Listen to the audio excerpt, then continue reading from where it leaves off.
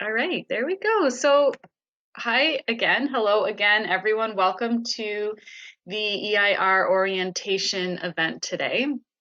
Um, I'm going to just jump right in. I'm so grateful to have all of you on the call with us today. I know where I am, it's a beautiful day outside. Like it's warm and sunny, and so I'm really grateful that you're taking time out of your weekend to join us. So I'm going to do my best to make sure it's worth your while. So here's what you can expect for today as we'll go through an introduction to the program for those of you that are here new to the program. We're going to talk about and then some of the goals for the day. So just setting up some expectations for you. So giving you that overview of the program, and then hopefully you'll take away some practical tools and tips that you can use. That's what we want for you. We did set aside time for you to connect with your match. I'm just going to call it break time. And if you were able to coordinate that in advance with your match and you're both here on the call today, fantastic. Maybe you can use that as a time to connect, or you can use it as a break time. And then, of course, I'm here to answer any and all of your questions. I'll try and keep an eye on the chat, but if I get on a roll and I'm just looking at my slides, then I might miss something. So please feel free to talk to each other on there if someone maybe knows the answer. Feel free to chime in. But yeah, so just in terms of logistics, I'll try and keep an eye on that chat, but there's just one of me here today. So, so this is what the day is going to look like, or the next few hours maybe is going to look like. So we'll do an introduction to the EIR program, and then we're going to spend some time talking about engineering messaging. We're definitely going to dive into how to build a lesson plan, and then talk about some learnings, some advice from some experienced EIRs, go through next steps.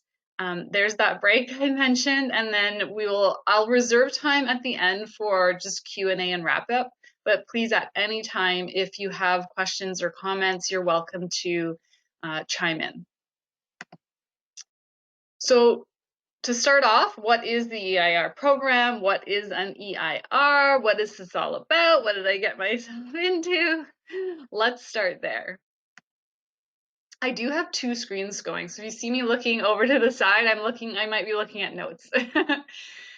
So what is an EIR? So it's lots of things. EIRs, you can kind of think about it as wearing different hats, maybe. That's an analogy I really like to use. One of the things that I think is really unique in the way that the EIR program is designed is that the engineer or the EIR is with your class, with you as a teacher for the entire school year. So that really gives them the opportunity, or gives you the opportunity, to become a role model for those students that you're connected with. It's hard to do that when you're doing a quick in and out style of a style of event. But when you have that extended opportunity to connect with students, you can figure out, you can experiment with different ways to connect. And so that really helps you play that role model part. EIRs are ambassadors for the profession, for engineering, for STEM more broadly. If you signed up as an EIR, it's probably because you love engineering and you want to share your passion with others as well. So it's a great opportunity to be that ambassador for what's possible with engineering. They're definitely stereotype breakers. And we're going to talk more about that and how you can do that if that's something you're excited about. They're an ally for teachers. I'm not sure what kind of mix we have with us today in terms of teachers and engineers. I recognize most of your names, but they tend to be a bit of a blur. There's like 400 of you that I can email at any given time. So for those of you who are teachers with us today, your EIR is there to support you in whatever way you need them to, so they can be a real ally for you. And they're an engineer who cares. And that might sound simple or silly, but this is a volunteer role. The EIRs are volunteers. So these are the folks that really care about having an impact and sharing their stories and talking about the engineering profession in a way that maybe they never experienced growing up, or maybe they did and they want to make sure more students can experience that as well. And EIRs are just an example of what's possible. They're real people, obviously, and they have their own stories to connect to. So it's a great way for students to be able to connect the dots between that learning, all that hard work that they're doing, the lessons, the curriculum, to a real life thing that's going on. They have they have real jobs, or they've had real jobs, and they have their own experiences. And so it's an opportunity for those students to relate. What is the EIR program? So hopefully you have some idea of what you've gotten yourself into. But it is a volunteer-based program. I mentioned that all the engineers in the program and on the call with us today are volunteering their time, so thank you very much. And it's dedicated to inspiring young people in the areas of STEM, science, technology, engineering, and math. Very simple. But it is innovative, and I did want to recognize that. And you can see the next point there. The program began, well, it started as an idea in 1997, so it's been around for some time. So I just think it's just so amazing that the design of this program was so innovative way back even in 1997, and it continues to be innovative today. And those elements of integrating volunteers or utilizing volunteers, that's really strategic. It's not because we just want to save money on the program. It's because we're using this grassroots model, or the design, I guess, was designed to use a grassroots model so that you can do those things. Those EIRs can wear those different hats, and we can have a broader impact. So points like that, and as well as it being a full year-long program. These are really great design choices that were made by the folks that started it, by PEO back in 1997. That makes it continue to stay relevant and innovative today. So it did begin as a concept in 1997. It went back in the first program year was 1998. It started with 5 schools as a pilot, with 5 schools in and around Toronto, and has just grown from there. So it fosters collaboration and mentorship between the teachers, the engineers, and the students. So we've kind of talked about that a little bit. It was founded by Professional Engineers Ontario, by PEO. So teachers that are with us today, just for your understanding, engineers in Ontario are licensed by and regulated by a governing body called Professional Engineers Ontario. Each province has their own regulatory body that oversees the regulation and licensing of engineers. So engineering is a self-regulated profession here in Canada.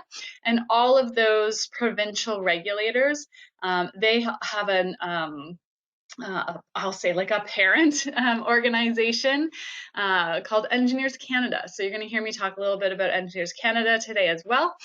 And now the program is run independently by us. We are Engineers of Tomorrow. And so we had the great honor of taking over the program from PEO in 2018. I'm just looking at the date because it was like almost exactly 2 years ago. 2 years and 1 week to be exact. Um, and so I can explain a little bit more about that relationship as we look at the chronology of the program. And then one of the most important things about the program is that it's offered free of charge to elementary and secondary schools across Ontario. So one of our core values is accessibility. And so it's really important to us that there is no additional financial burden to the teachers, the students, the education system when it comes to these types of opportunities. A little graphic here on the core values for the Engineering in Residence program. Experiential, inclusive, and real. So tried to line it up with the EIR acronym to make it easy to remember, but just gives you a little bit of a sense of what the program's all about again. So experiential just speaks to that idea of creating positive experience for these students around STEM, but connecting that to the learning that they are experiencing in class and understanding what's possible with that. It's inclusive. So there's a place for you in engineering. We really want everyone to understand what engineering really is. It doesn't matter to us if you decide to become an engineer or not. We believe that there's value in everyone understanding more about engineering. Engineers solve problems for society, for real people, for the general public. So it's really important that we're connected, we're very well connected with that general public so that we can solve those problems in the right ways. So definitely want to be inclusive when we talk about engineering. And that means we've got some complex problems still to solve. Obviously, there's a lot going on in the world right now. And so to do that, we need a diverse group of thinkers. So we need to be inclusive in the way we talk about engineering so that we can get those messages across, excuse me, to a diverse group of thinkers. And it's real. Like I said already, engineers are real people. EIRs are real people. They have had their own real experiences that they can bring to the class, real application of academic learning and real impact. So here's that chronology that I mentioned. So started in 1998 as a pilot in 5 schools in Toronto, and then just grew from there. So 99 already almost tripled in size. 2002 expanded to involve community engagement through some local museums and science centers. So you can sort of see how the program continued to try and be innovative, which is really amazing. In 2014, that's when we actually 2015 is when we came into the picture, but 2014, you can see the growth that's happened, 75 schools already in Ontario. So we came into the picture in 2015 where there were 90 schools now in the picture. We worked really hard between 2015 and 2016 to bump that number up. So we're pretty proud of that bump between 2015 and 2016 to get up to 170 schools across Ontario that are involved. And we've managed to grow that even a little further and maintain. We sort of hover now around 200 schools that are participating in the program. We came on board in 2015 originally as a service provider with PEO. So they hired us essentially to manage the program for them. So all the logistics and all the stuff that you're used to, that you've probably seen us doing over the last few months. That's how we got involved initially. So we developed a really great relationship with PEO. They really trusted us. They respected the work that we were doing. They saw the value that we were contributing to the program. So that's why in 2018, when they had to make a really hard decision about what to do with this program that they had grown so well for the last 20 years, they felt comfortable and confident handing the keys, so to speak, over to us. And now here we are in 2020. We have EIRs connected with 202 classes at the moment. The exciting new innovative twist, I'll say, or maybe experiment that we're piloting this year is virtual pairs. Let me explain a little bit about that, because I'm sure you're all thinking, but we're all virtual pairs at the moment. Yes, I get it. Before we knew that that's what was going to happen, we were trying to solve a problem that we have in the program, which is geography. Finding engineers that are locally, geographically close to schools always meant that we ended up with these big wait lists at the start of the year. We had a bunch of engineers that wanted to participate. We had a bunch of schools that wanted to participate, and they just weren't geographically close together to be able to match them up. And so what we decided to do this year was experiment with a pure virtual match. So the engineer does not have to be geographically close to the school in these cases. Lucky for us, it was a good thing we were preparing for this already, because we obviously needed to scale that across the full program, and I'll talk more about that. But that's what the pilot is this year. We have some virtual matches. We're really excited to try this out, because for us it means maybe even further improvements in accessibility to more remote areas that it's hard for us to find engineer volunteers. Now, I know especially the engineers on the call, and probably the teachers too, are going to love this, numbers when it comes to the program. So here's some stats for you to satisfy that or scratch that itch, maybe. So here we are in the 2020-2021 program year, which is a mouthful to say. But we've got 76 of our engineers are P-Engs, professional engineers. That means they have graduated from an accredited university in an engineering program at an accredited university.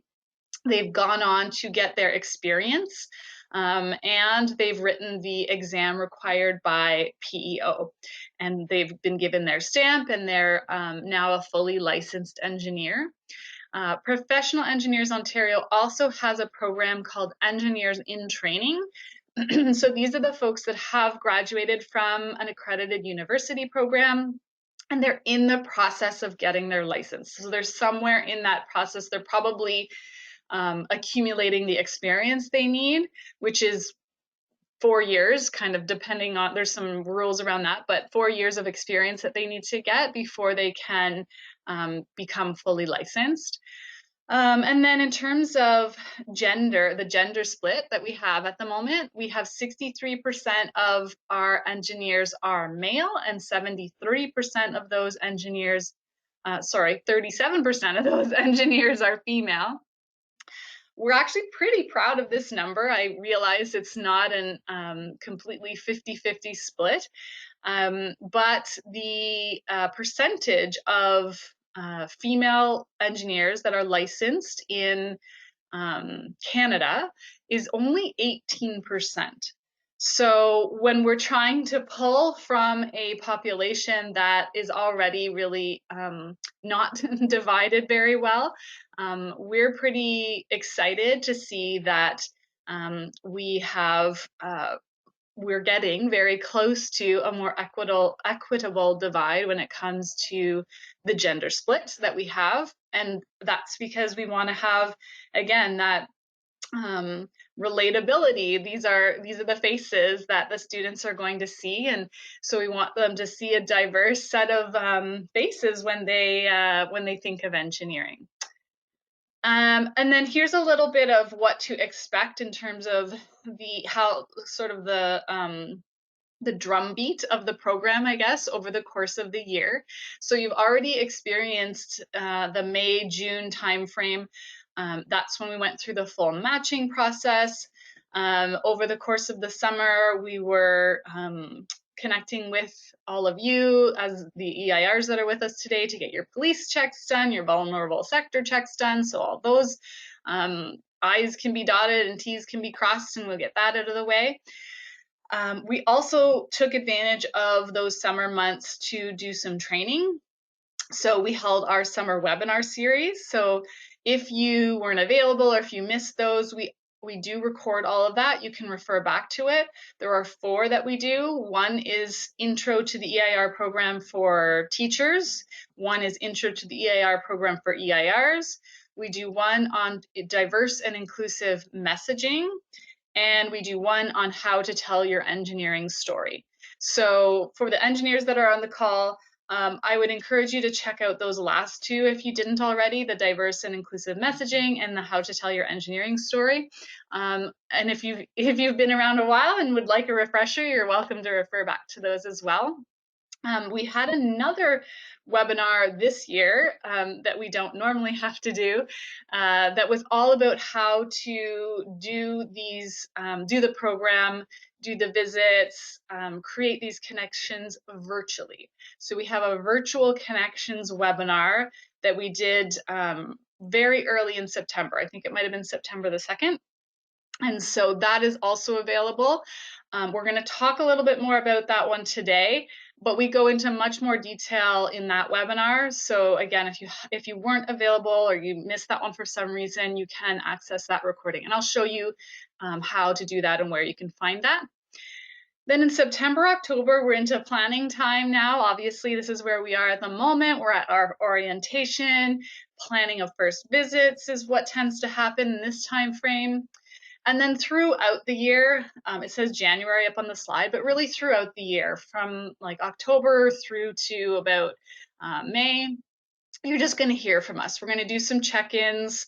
I usually send out some surveys to just try and get some feedback from how things are going, what you're experiencing. We love to collect data so that we can continue to be innovative and improve and make sure that the experience is going well for everyone.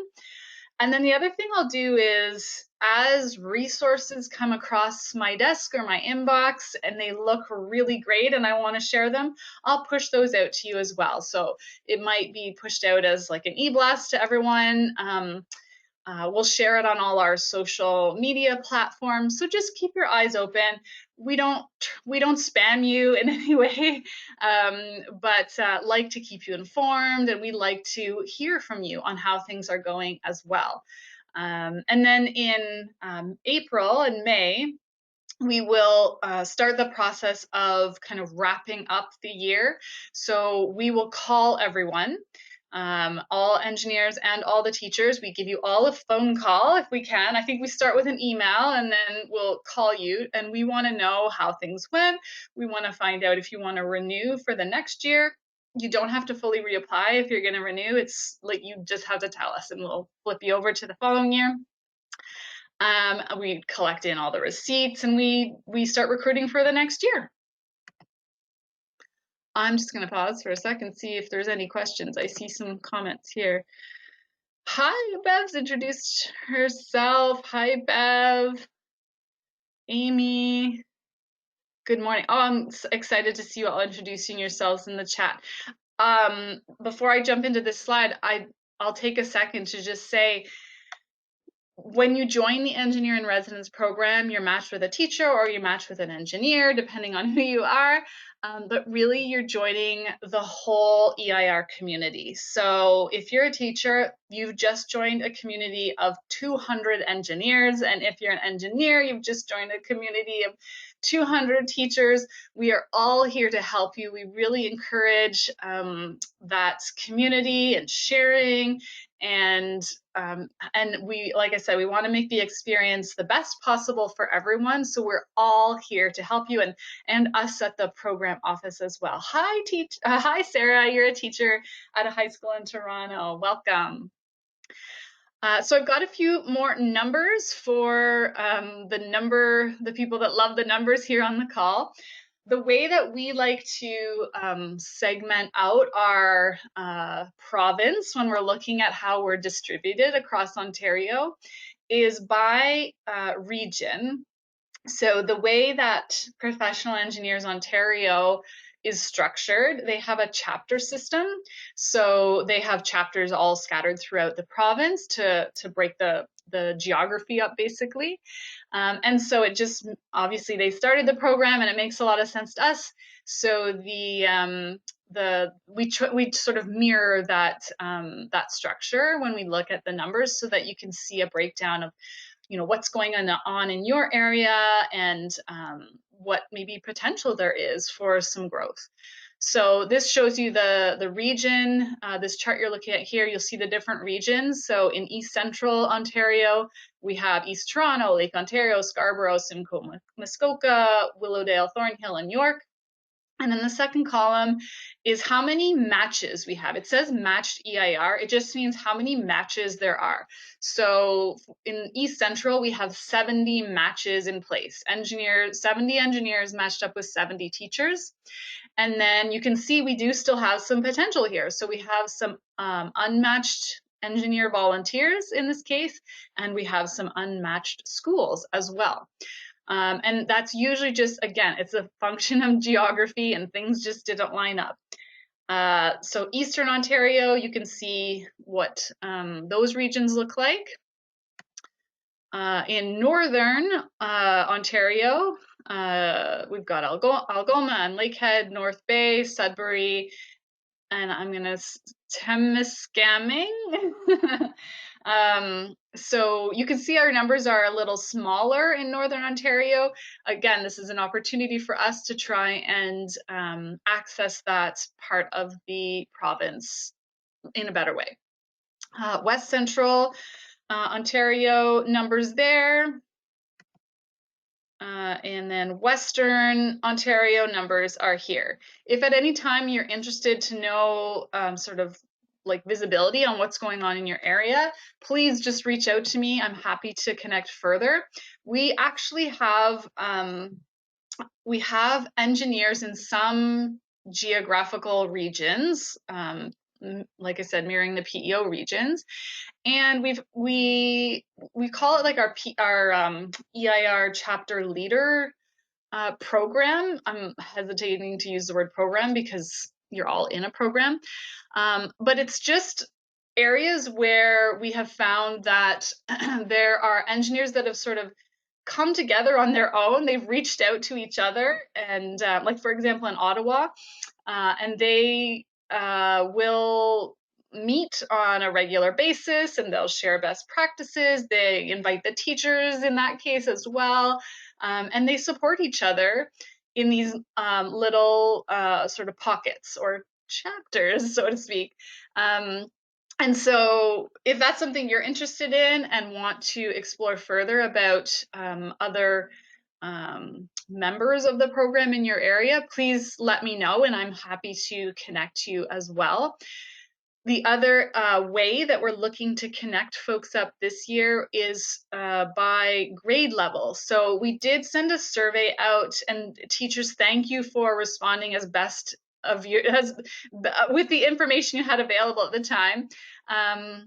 We just wanted to get a better sense of what grades each of our EIRs were matched with, and that way that allows us to make that type of a connection available to those EIRs that are interested. So for example, if there's a bunch of EIRs that are all matched with grade 3 classes, it might be nice for them to connect because they're going to be talking about the same sorts of activities. They're all dealing, and obviously you're all dealing with the same curriculum and subjects. So we thought that was a nice way to organize the sharing.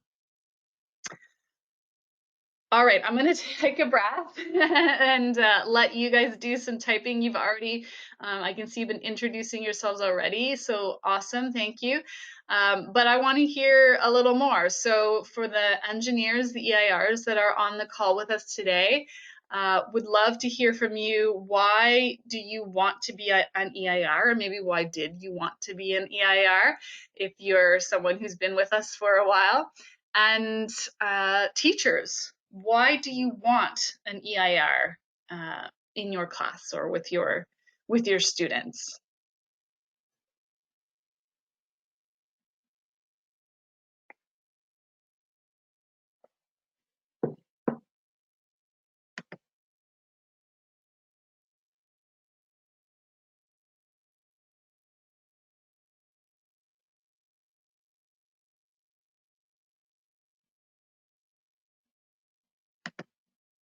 You're either all quiet now or you're all typing very long messages.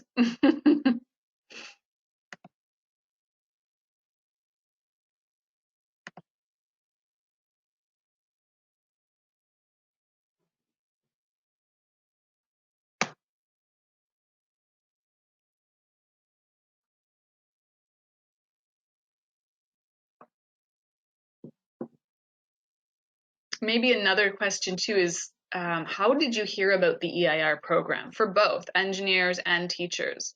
That's always good information for us to know because it helps us understand how to reach more people.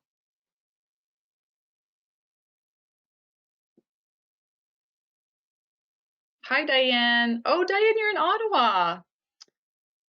You're so lucky. That is such an awesome group in Ottawa. I'm interested in having an EIR in my classes. I'm always looking for new ways to inspire all my students, especially in areas where they are required to use their brain and problem solve. I'm not an expert, so support is always welcome and appreciated. Fantastic. Yeah, that's and we hope that that's what can be accomplished through this program is a way to inspire students, and we say get them curious. There was I graduated from Queen's University, and so I always have my eye on what's going on there. And a couple years ago, there was it 1 or 2 years ago, I can't remember now. It's been a long few months, right? They had their 125th anniversary of their engineering program, and so they launched a new, I'll say, marketing campaign. And I loved the slogan they used. The slogan was Curiosity Creates.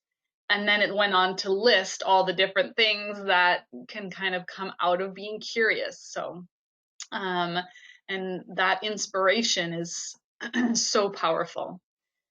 And you heard about it from your colleague. Awesome. We hear a lot of that word of mouth happening.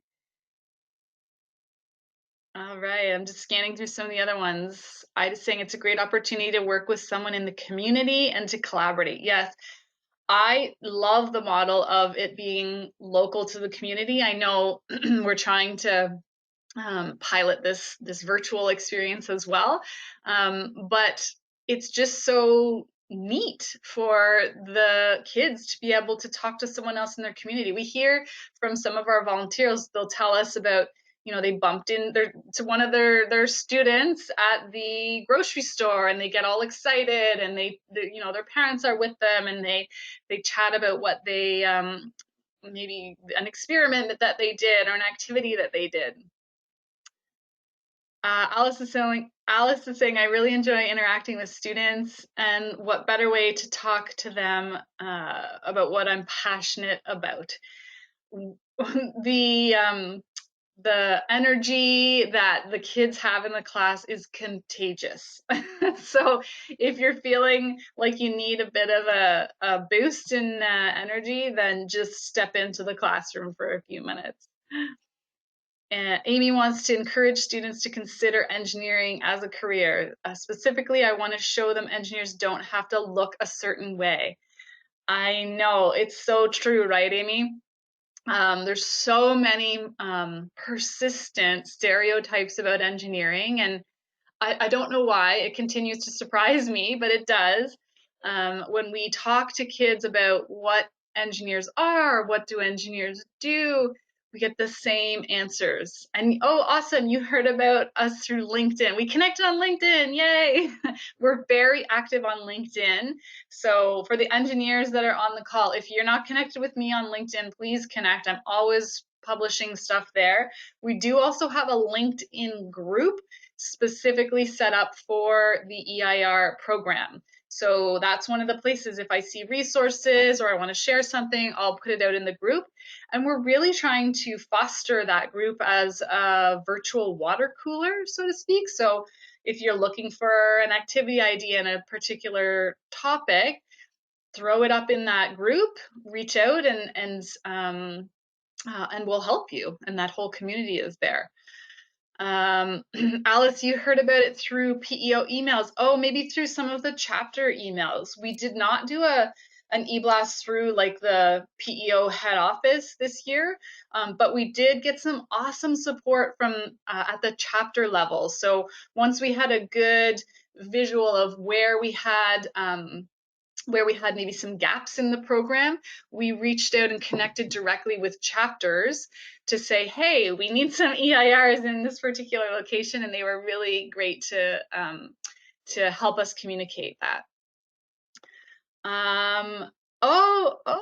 You heard about us through volunteering with EWB. So EWB is Engineers Without Borders, and that's how we were born, Engineers of Tomorrow. We started as a venture of Engineers Without Borders, and we have since grown up and left the nest, so to speak. So we are our own not-for-profit now. So it goes back some time here, learning about EIRs through some friends that were involved. Great to see this kind of program blossoming. I wish I was exposed to this in high school. That's something we do hear a lot as well from our volunteers. They come back to us and say, I want to get involved because I missed out on this. I didn't know about this. And so they see it as an opportunity to give back. I know it would have helped me launch the confidence I needed as a young person to pursue my goals sooner. Happy to hear, and thanks for creating supportive spaces. Thank you so much. Awesome. Okay, let's keep going. Continue to engage in the chat with each other if you like. That's great. That's what we want to see. So some of the other goals when it comes to our organization and Engineers of Tomorrow and the work that we're doing, and really the work that is happening as a result of the Engineer in Residence program. So yes, you are part of this big picture shift or change that we're looking for. So these are some of those broader goals: changing public perception about engineering and technology careers and educating the public. I talked a little bit about why we think that's important already. We talked about breaking stereotypes, raising awareness, enhancing the profile of the engineering professions.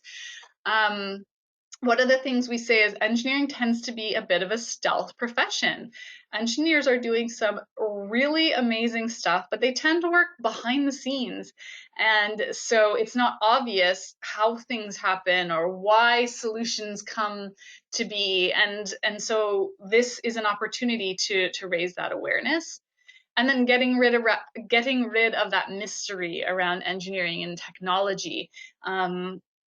It's because of that kind of stealth profession idea. There's a lot of unknowns when you're like kids don't know how do these things happen. How do I get these cool shoes? How do I get this, the phone with all the apps and it does everything for me? So getting rid of some of that mystery and helping them connect those ideas so that they can see themselves doing that as well. And then creating productive partnerships. We love to collaborate. We do it as much as possible. We really want to help others who are trying to do the same things that we're trying to do. So we really believe in the power of collaboration. So here's a little bit about us. I kind of touched on this already when EWB came up in the chat there. So we were incubated under Engineers Without Borders. Started in 2013. And it started because of our founder, Erica Lee Garcia. She is not on the call with us today, obviously, but has been instrumental in bringing us to where we are today and supporting this work tirelessly.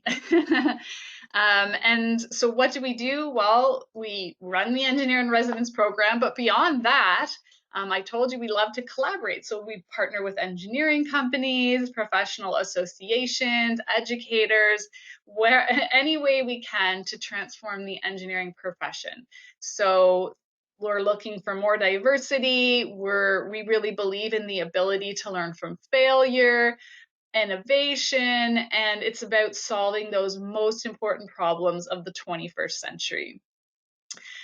And then we also think that engineering outreach is a really, I'll say, innovative tool to be able to do that, to shape the future. So that's why we've invested all of our time, all of our resources in delivering world-class engineering outreach so that we can, I mean, it's just a great way to kind of scale that impact. We want to inspire others. We want to instill that capacity in everyone to be able to do the same. And of course, we believe in shaping the public's perception of engineering so that we can change the future. You can read all kinds of stuff about what we do if you visit our website at engineersoftomorrow.ca. There's our pictures. You can see me. I left my camera on today. But there's our pictures. This is your core EIR team at the moment.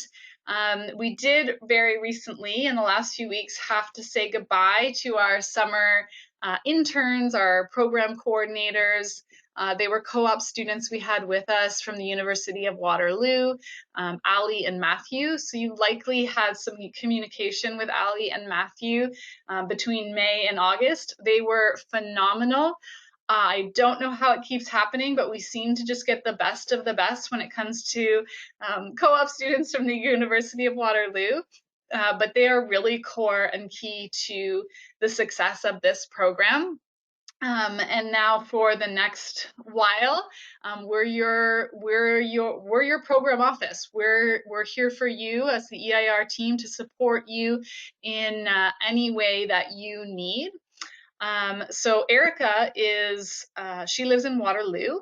She is a manufacturing engineer and graduated from Queen's University.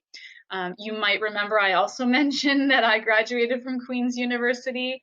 That's how Erica and I met. And it's quite interesting actually, when I started university,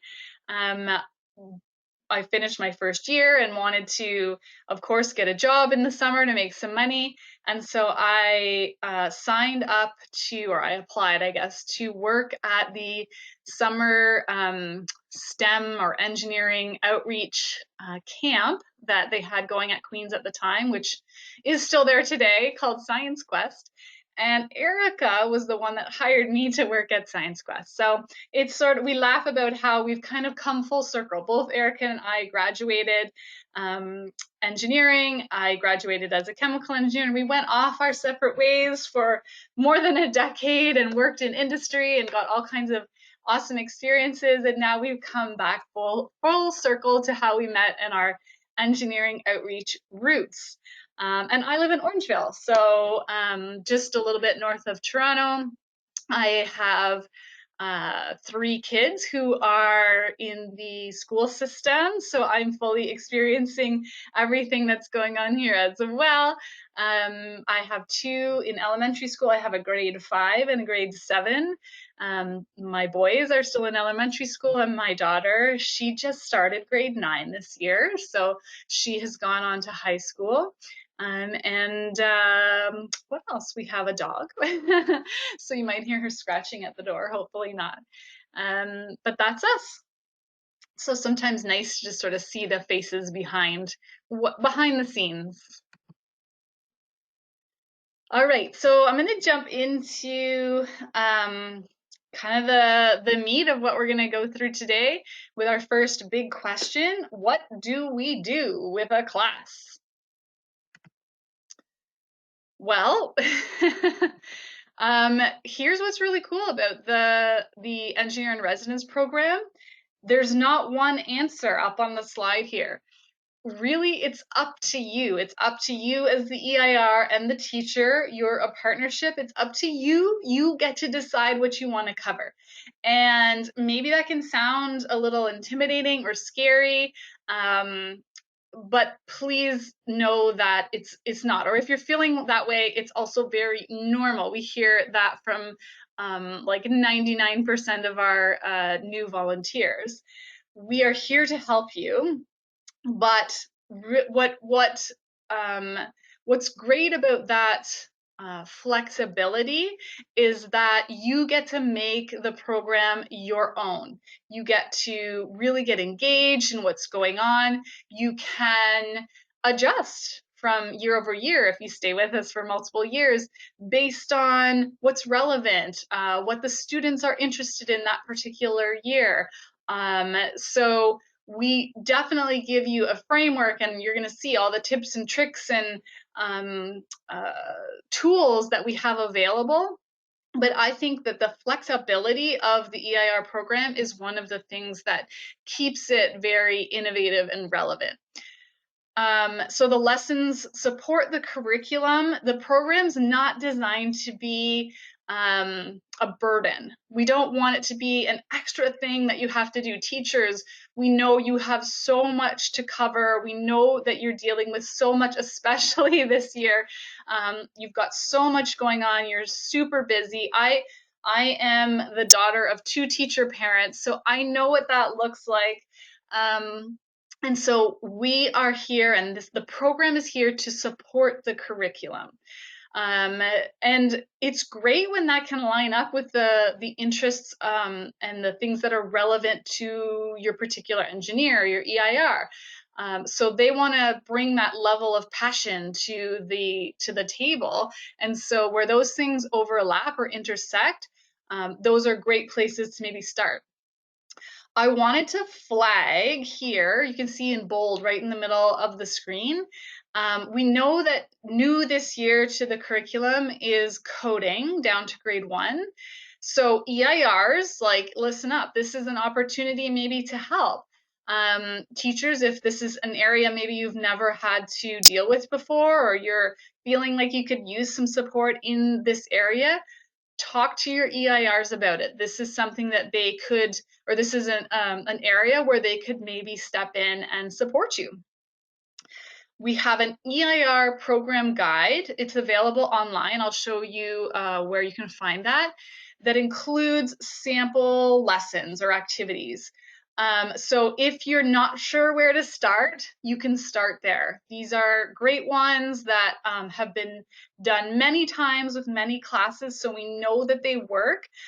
You don't have to do them, and in fact, you won't be able to do them exactly the way they're written, because things are obviously look a little different this year with the program. But they're a great source of inspiration. And then with the way the program's set up, the EIR is matched with a teacher, but it's okay to think outside the box too. We have some EIRs that get involved in things like extracurricular programs, code clubs, first robotics. Sometimes they get asked to be a mentor or a judge for a design competition if your school is doing that, or a science fair. I've even seen engineers that have been able to organize field trips for their class that they're matched with to come to their place of work. Obviously, again, things are different this year, but the idea here is just to let you know that it's flexible, and have fun with it and get creative and think outside the box.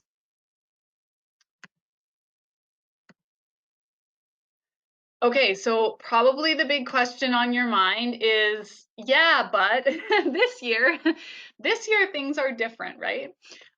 So logistics, yes, are going to look a little bit differently this year.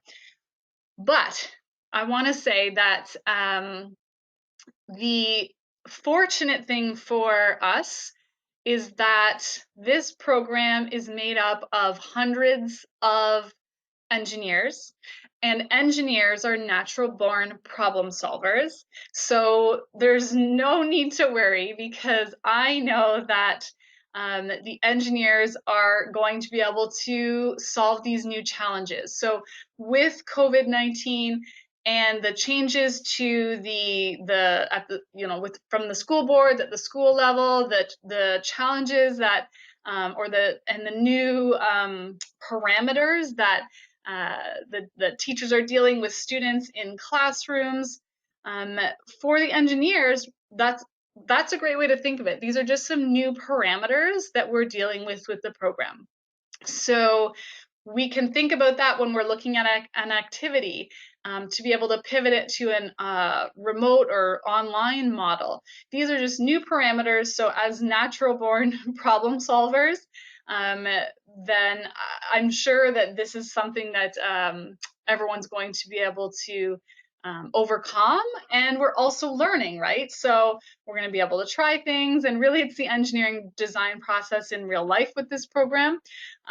So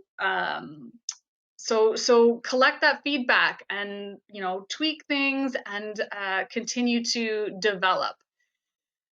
So our recommendations here are outlined. You may have seen this already if you joined us for the Intro to the EIR Program webinar in the summertime, but really important to start, just define your expectations with your partner, your engineer, or your teacher. Start there. If you can do that well, it's going to set you up for success for the whole school year. When I hear from a teacher or an engineer mid-year or late year that things aren't going well, it's usually because things didn't start off well in the beginning. So if you can do that, it just sets the tone for the year. So think about things like how to meet your goal of connecting with the classroom at a certain frequency, if that's once a month or every 6 weeks or whatever's going to work for you. And it can be done in different ways. So what I was already talking about, these are just different parameters we're working with now. So we can't make in-person we can't have in-person visits at the moment, so that can look like live video calls, recorded videos, or something else that works for you.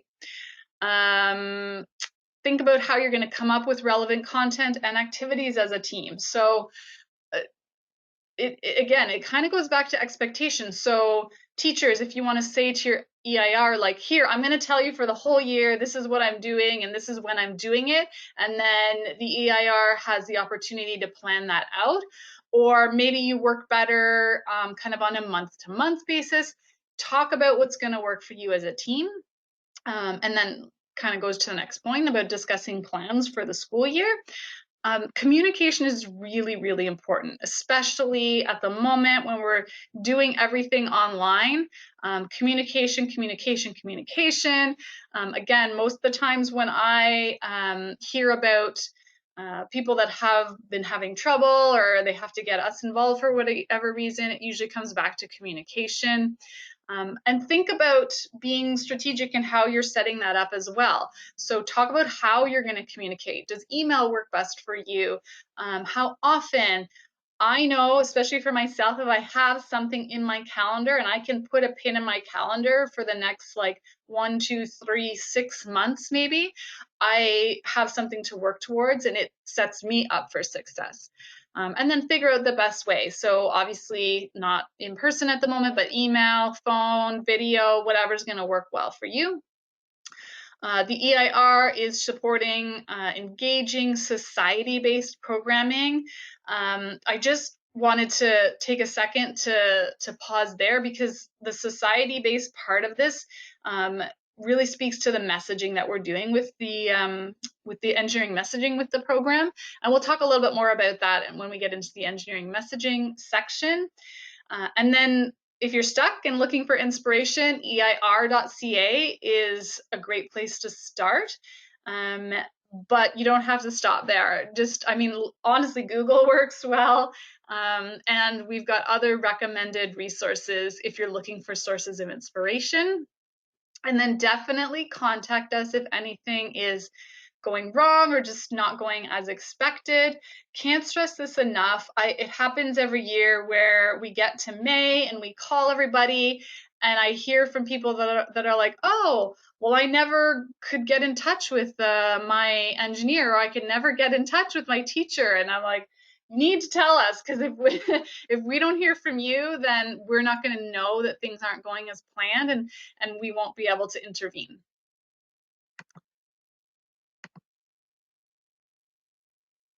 All right, so then that brings us to the how. How do we do this? How do we teach engaging lessons? How do we build a lesson plan?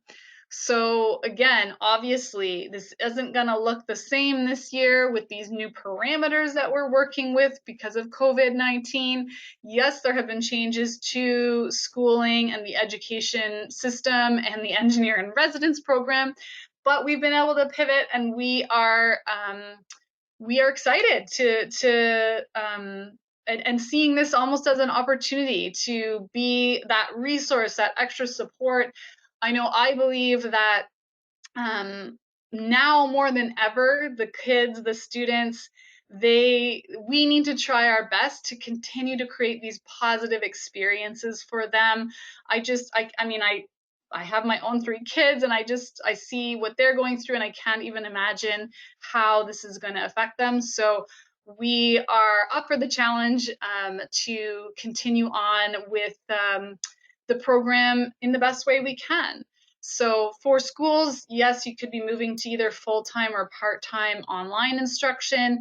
My own kids are doing, we have a combination going on at the moment with that. My daughter's doing part online, part in person. So keep that in mind. Communication, talk about what that format looks like so that you can be aware of what those parameters are and designing accordingly. And also keep in mind that things can continue to evolve and change. So keep those lines of communication open. So yes, we know EIRs are really most likely not allowed to visit classes right now. So and then if we are eventually allowed to do in-person visits, that particular EIR maybe won't feel comfortable with in-person visits. So just think about that. Be aware that everyone's going through this in their own way at the moment, and we want to make sure everyone feels comfortable and supported.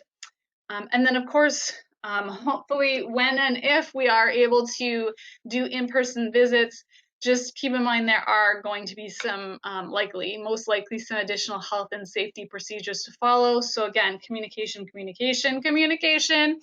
Um, this is a very quick summary of some of the things we covered in that virtual connections webinar I mentioned. So that is a link to it. I will make this slide deck available to everyone, so you will be able to just click the link to access it, and I'll show you where you can find it as well. But we go into much more detail in that webinar on how to really connect with the students in this virtual environment. We go beyond just how to do an activity virtually, because that connection is really what we're going for. So we've got some great data in there. We've pulled from learnings, we've pulled from experiences that have already happened, and some research. So really encourage you to please check that out. I'm just going to check no questions or comments at the moment. Okay. All right, so breaking down a lesson plan here. So an anatomy, a nice analogy here, sort of an anatomy of a lesson. And again, this can be applied to both in-person and remote distance. I don't really know. Maybe teachers, can you tell me what's the best terminology that makes the most sense to you? Distance, remote, online, virtual. I keep rotating between all the different ways of saying it. So really simply here, to kind of break it into chunks, a lesson or an activity starts with a hook, something we want to grab the attention with of the students. Then there's some development, so some learning, maybe it's review of information you've covered previously. Then we do, so we apply, and whatever that looks like. And then key here is that link to engineering. So how does this actually apply to the real world? So maybe it's something local, something happening in the school, something happening in the community, something happening in the world of the students at the moment. I mean, there's a lot of relevant content right now with COVID-19 that is very real and relevant for the students. So we have a really great opportunity to connect those dots, so to speak, to engineering and what's happening. And then closure. please, please, when you're planning out your activities, make sure that you're managing your time so that you have you still have time to do some sort of closure at the end, that debrief and reinforcing of what you've talked about.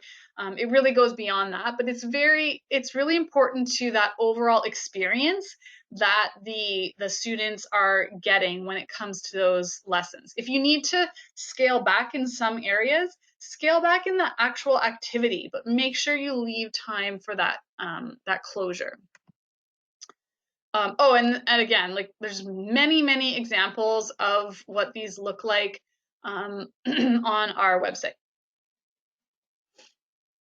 And actually, so what I'm going to do is show you right now. This is just a screenshot of the website, but let me just flip over to it so you can see where to go.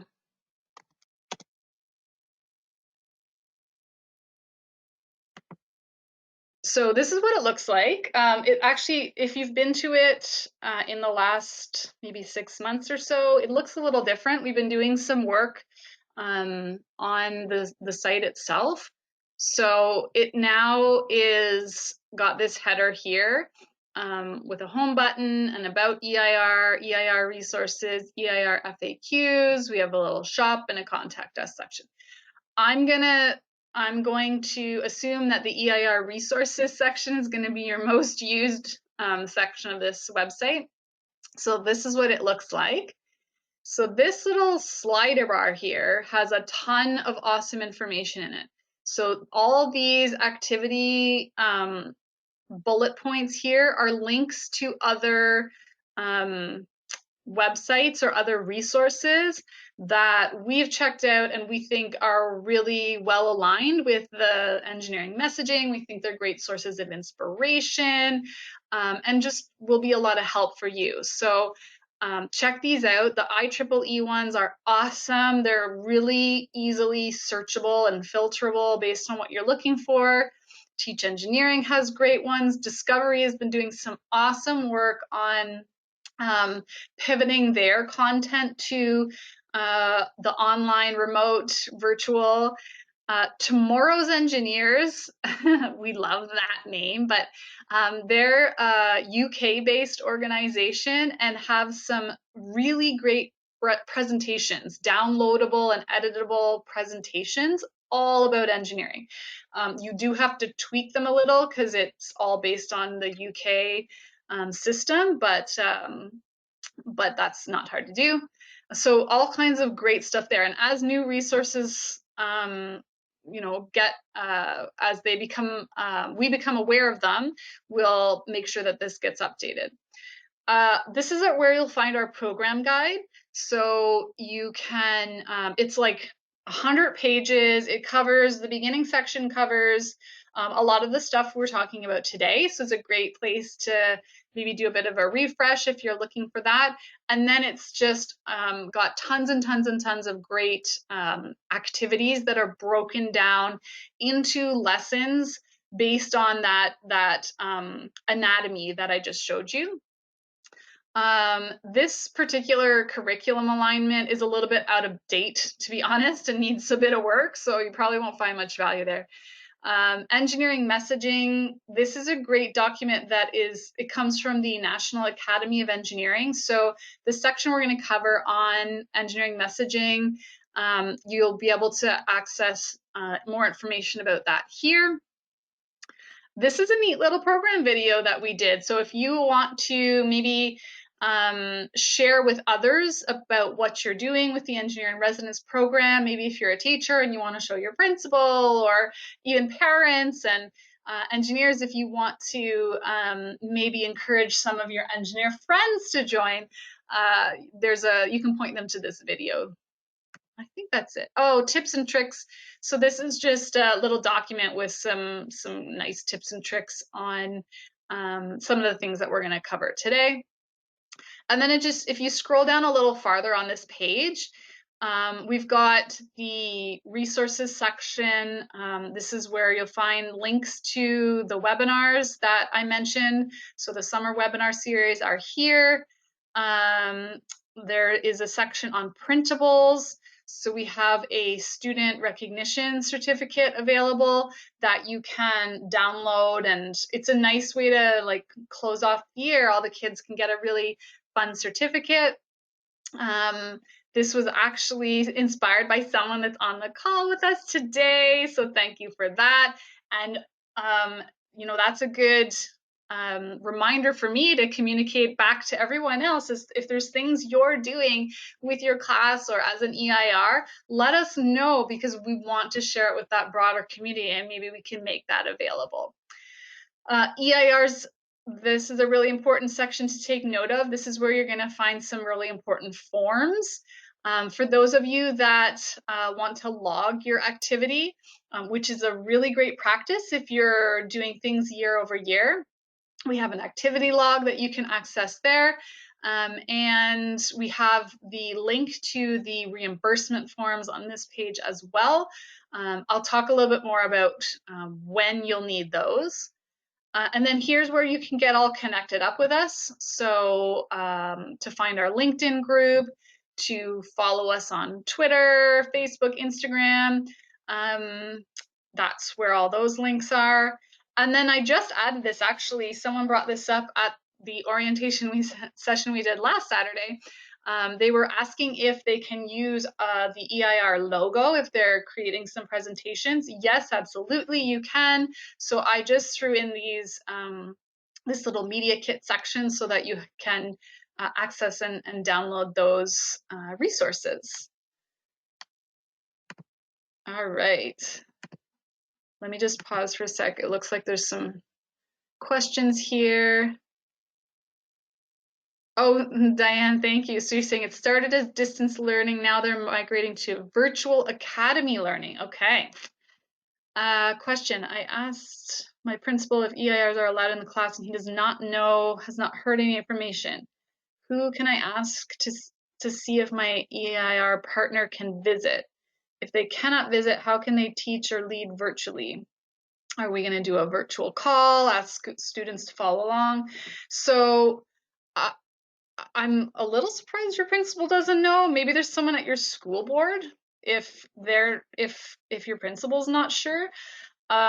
Generally speaking, the school boards that we've heard from are saying that in-person visits are not allowed at the moment. So you will have to get direction from your school board on what is or is not allowed. So I would assume that the EIR partner can't visit in person for now. And then in terms of how that can pivot to a virtual academy learning, that again can be designed to whatever's going to work best for you and your class and the situation that both you and your EIR are in. So maybe they can join through a Google Meets platform live with you, and you might have the materials to do an activity, and the EIR is like on the screen, and they're kind of facilitating what's going on.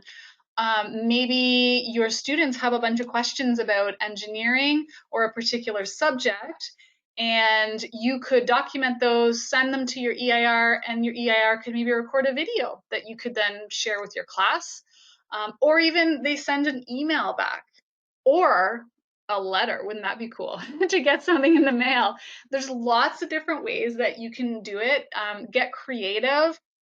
Talk to your EIR partner because they've probably got their own ideas. They've been thinking about this a lot already, and they might have some of their own concerns and restrictions, right? Maybe that they're dealing with.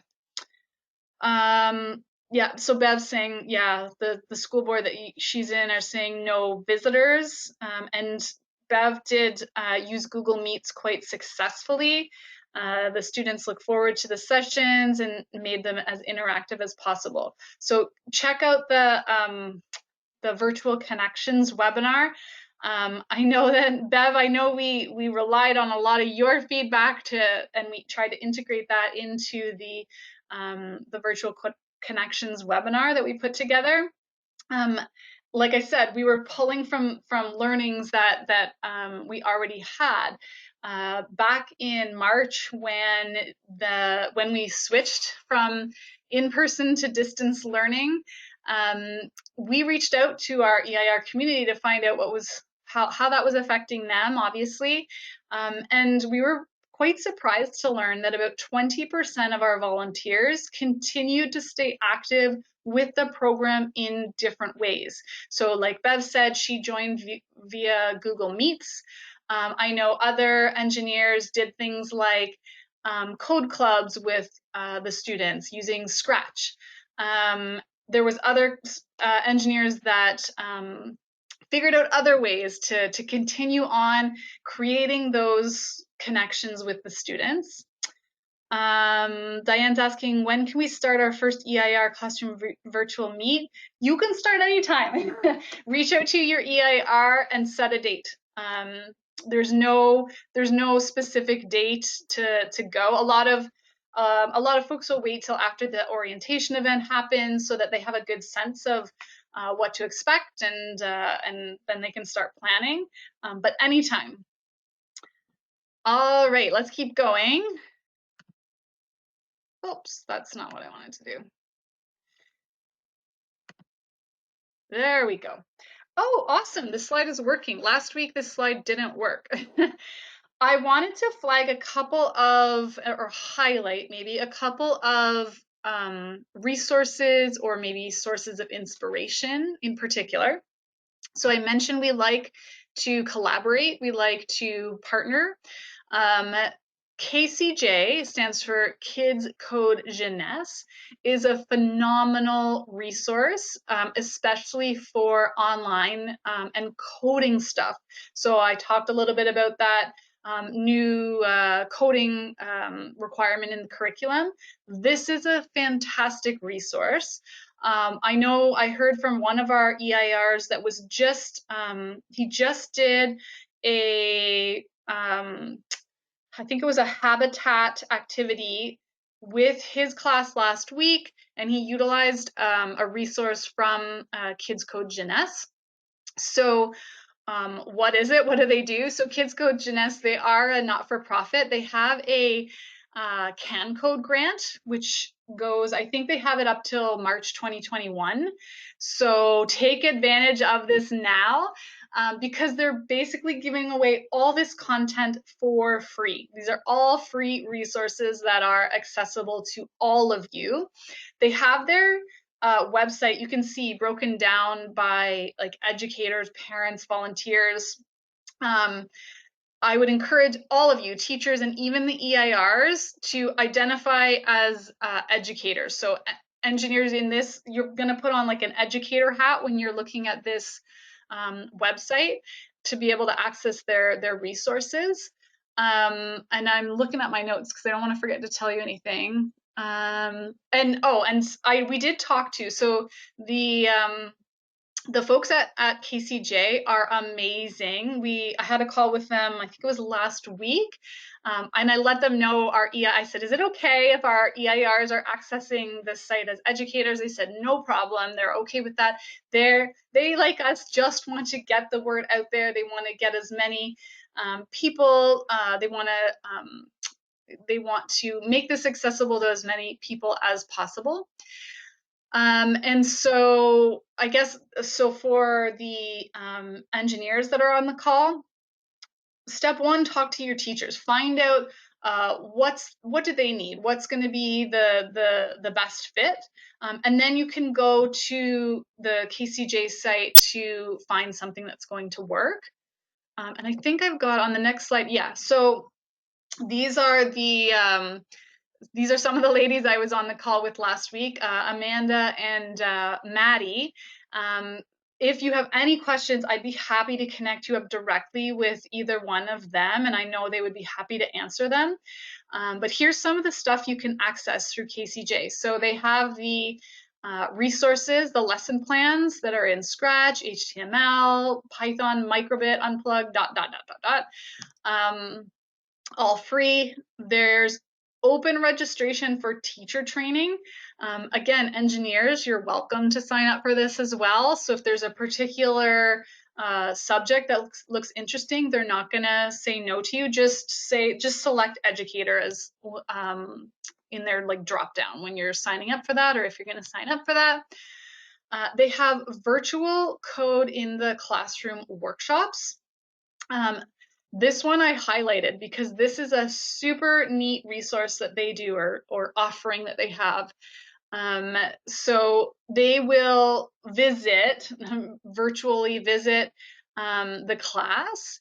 And when they do their workshop, they leave your class with 10 microbits. So microbits are a little tool that you can use that the kids love. They have a lot of fun with them. If you've had experience with microbits and you're on the call, just put something in the chat there if you've used them before. There's all kinds of really neat resources related to microbits. You can apply it to so many different things. Like, it's not just about coding. You can really go in so many directions with it. And you're allowed to do that twice, like for 2 different classes in a school. So you can get, for your whole school, you can end up with a set of microbits for a set of 20 microbits. So awesome resource. I just wanted to make sure that I flagged that for everyone. Diane, you've used microbits. You got them from KCJ. Cool. And then they have also a code club. So Code Club has its own webpage, but it is all managed through KCJ. And they have a promo going on right now that if you register a club for your school, you will get, I think it's a set of microbits. Yeah, I didn't put it on the slide, but I think you get a set of microbits if you register a club. So that's like an extracurricular club. You got 5. Oh, I thought they told me 10. I don't know. And what they have offered to do for us, for our engineer in residence participants, is if you think you might be interested in running a virtual code club, just let me know. They will do a webinar and just for our audience, so a custom webinar for us on how to run a code club. So that's available. And then the new thing that they're doing, they just let us know about it. It hasn't actually been launched yet, but I think it sounds really cool, is the Kids 2030 Challenge. So there's a link there. Like I said, when I'll share the slides with everyone so you can access all these links. But the 2030 challenge is it's 100% accessible globally. Actually, they made it available across the world. So there's no there's no concern with the in-person stuff. It's all done online. And it's collaborative, which I think is really neat. When it comes to challenges, there can be some tricky logistics, I'll say, around, you have winners, but that means you have losers, and that can be hard to navigate. But what's really neat about this 2030 challenge is it's more of a collaborative thing. All the data that the teams are collecting and working on gets pulled together so you can see it across kind of what's happening across the globe. It's free, so there's that. And then the other thing that is really neat is that it incorporates the UN Sustainable Development Goals. So beautiful framework that, again, integrates really well with the messaging that we really love. I don't know too much more about it yet because it hasn't actually launched yet. But it's launching, I think October 31st was the date they told me. But if you're interested in finding out more, I'm happy to connect you up with Maddie. She's the contact for that one. Sarah just checked. It says it's for K to 8. Is there high school equivalent? I am not sure. For the code in the classroom? Good question. I'm not sure, Sarah, but we can ask Amanda and Maddie. Or Maddie. Or I haven't actually spoken to Maria. I hate to leave her out, but I haven't spoken to her. That's why I'm not saying her name. And then the other really neat resource that I want to highlight for everyone here today is Future City. Again, drop a note in the chat if you have heard of Future City or if you maybe have experienced it before. Maybe you've been a judge, maybe you've done it with your class. Let me know. This one started, well, it didn't start. It started in Canada, or was launched, maybe is a better way to say it, in Canada 3 years ago. So it's hosted by Discover E in the US, and I'm not sure, it might even be more global than that, but most of the activity happens in the US. But the program is really great. It's a competition style.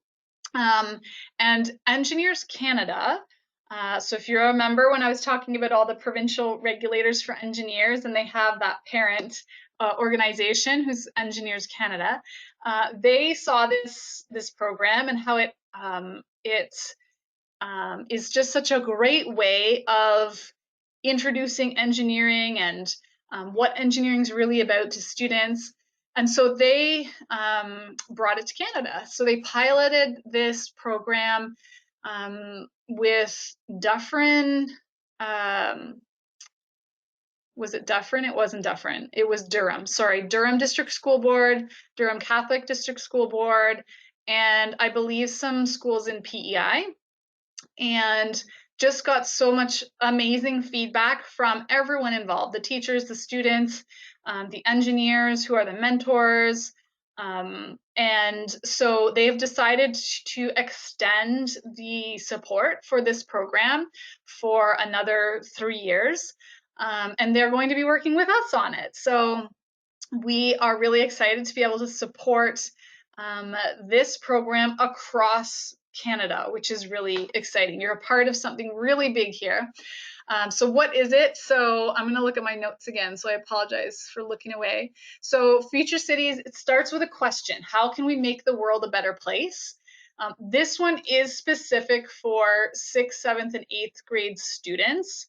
That said, again, use it as a source of inspiration. Look at what they're doing. If you tweak a few things, add in some complexity, you could definitely make it relevant for older students, for high schools. If you simplify some of the parts, you could make it relevant for younger students.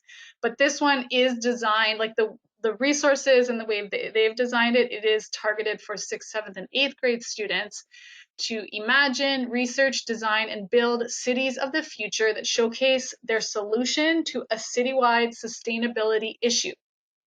Some of the past topics have included stormwater management, urban agriculture, public spaces, and green energy.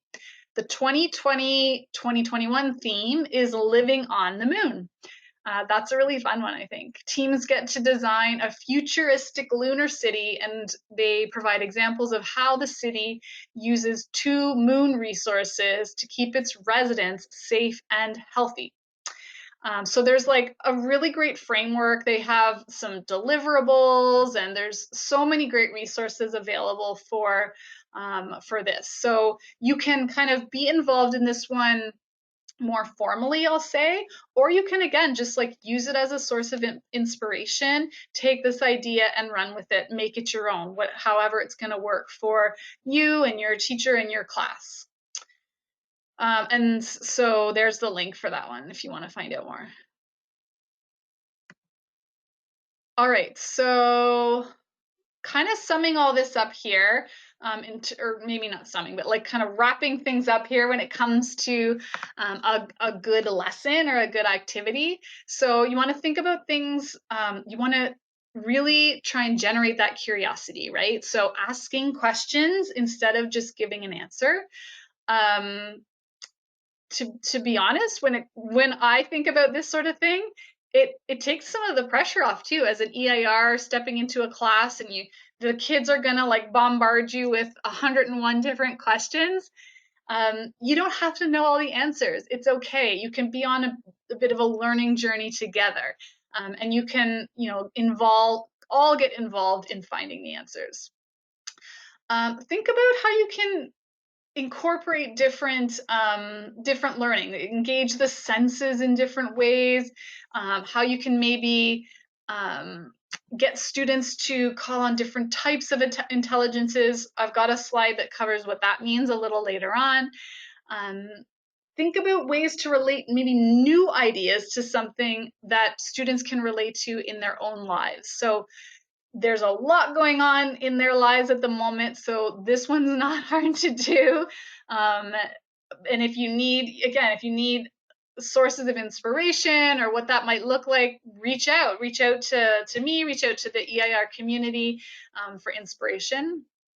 And then give recognition and encouragement, especially when things don't go as planned. They're always going to not go as planned, guys. Things are never going to go the way that you expect them, or the students expected them. So it's important to just recognize what's happening, be positive, encourage the behavior that you're looking for.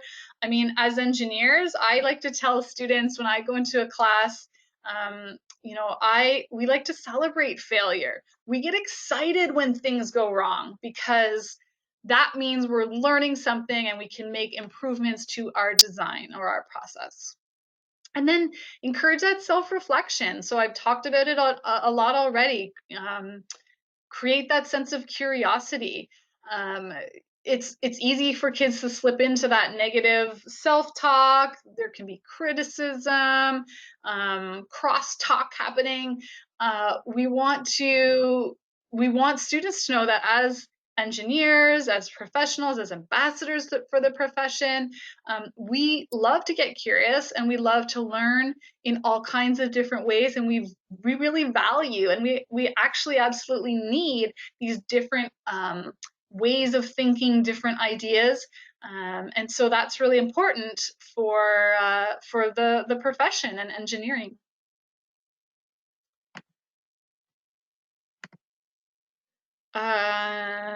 Amy's asking, is there a way that recommended resources or activities that are particularly good for virtual learning can be highlighted? Great question, Amy. We have a working group right now that is focused on just that. So they are looking at a bunch of different resources, activities, lessons, whatever you like to call them. And they are prioritizing anything that is going to be particularly good for virtual learning. So the best answer I have for you at the moment is stay tuned. Well, maybe start one with check out the Virtual Connections webinar. I know you're not going to find like a list of activities in that webinar, but it might get you thinking and help you kind of along that path. And then stay tuned. So as they start putting out information and recommendations and that sort of thing, I will make sure to communicate that with everyone. And then if you refer back to the resources section that I showed you, these activities, a lot of these organizations have already pivoted to virtual learning, so check some of these out as well. There's no need to like reinvent the wheel in a lot of cases. So see what they're doing, and then connect with us on our social media accounts, because as I see and as our team sees great content that's really relevant and helpful, especially for the virtual learning side of things, we're gonna like flag it there. So there's maybe three suggestions for that, hopefully that's helpful. All right, let me just check on our time here, 11:30. Okay, so into our next big question: how do we break stereotypes about engineering? So for us, messaging is key here. And so we're going to spend just a bit of time talking about messaging. Why is messaging important? Well, we know the lack of understanding about engineering and the role of engineering and how that how that integrates with society. When when there's a disconnect there, then that is a risk, right? That we are not going to be, as engineers, we're not going to be developing the solutions that society really needs to help them to whatever it is to keep society safe, healthy, happy. So understanding how engineering works and how that all integrates is going to help close that gap. And then when we define what it means to work in engineering, we really reflect on that profession's purpose, importance, and diversity. So for me, this really means that as engineers, we go beyond just a job. It's not just work that we do. And where we see kind of the most successful stories happen and the best impact, it's because those people are connected to that bigger picture. Why? The sense of purpose, the value of diversity. And so messaging is really important to kind of get people there. In some cases, you can really easily get stuck in the like daily grind of getting through emails and meetings and what deadlines and budgets and all that stuff. So messaging is really important to be able to create those connections. And it kind of parallels, right, the learning that students are doing and the work that they're doing, and being able to connect that curriculum to why it's important. And then that why of engineering, like why is engineering important? What's the meaning, its values, the people behind the profession. It's really important. Through messaging, we can really kind of humanize it and make it more accessible. All right, what are kids hearing about engineering today? This is the part, again, that always surprises me. When we go into any particular event, we try our best to do surveys if we are allowed with the students. And if not, we just talk to them and we ask them, like, what do you think an engineer does? What do you think engineering is? Our most common answers are builds bridges, works in a factory, or we get a lot of like works with cars, like mechanical type of answers. And then the other thing that, I mean, kids don't say this, but this is what we hear, usually reflected back from maybe engineering students or folks that have just entered into the engineering profession. They'll tell us the kind of messages, the way they internalize the information that they were receiving were the ones you see listed here. Like, well, you're good at math and science, so you should study engineering. That's what I was told. It's definitely not untrue. But it's really not the full story, which is the whole point here, is that the danger, the risk is that if we just restrict our strategy, our messaging strategy to the ones you see on the screen here, we're missing out on the whole purpose, the impact, the why behind the engineering profession. So yeah, engineering equals scientific attitude or building stuff, especially bridges. For some reason, the kids think that we all build bridges. And driving trains, that one we don't get as often, but there was a lot of, engineers drive trains. Okay, so I'm going to take another pause because I've been talking a lot, and it's your turn to do some engaging in the chat box here.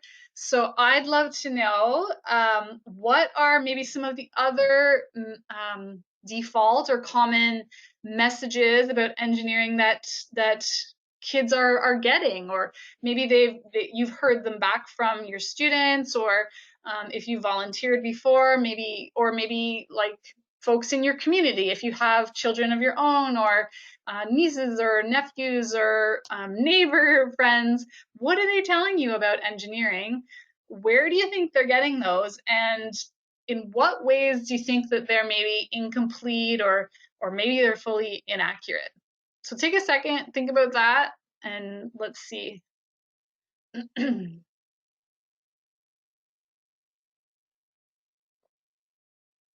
I'm spilling my tea.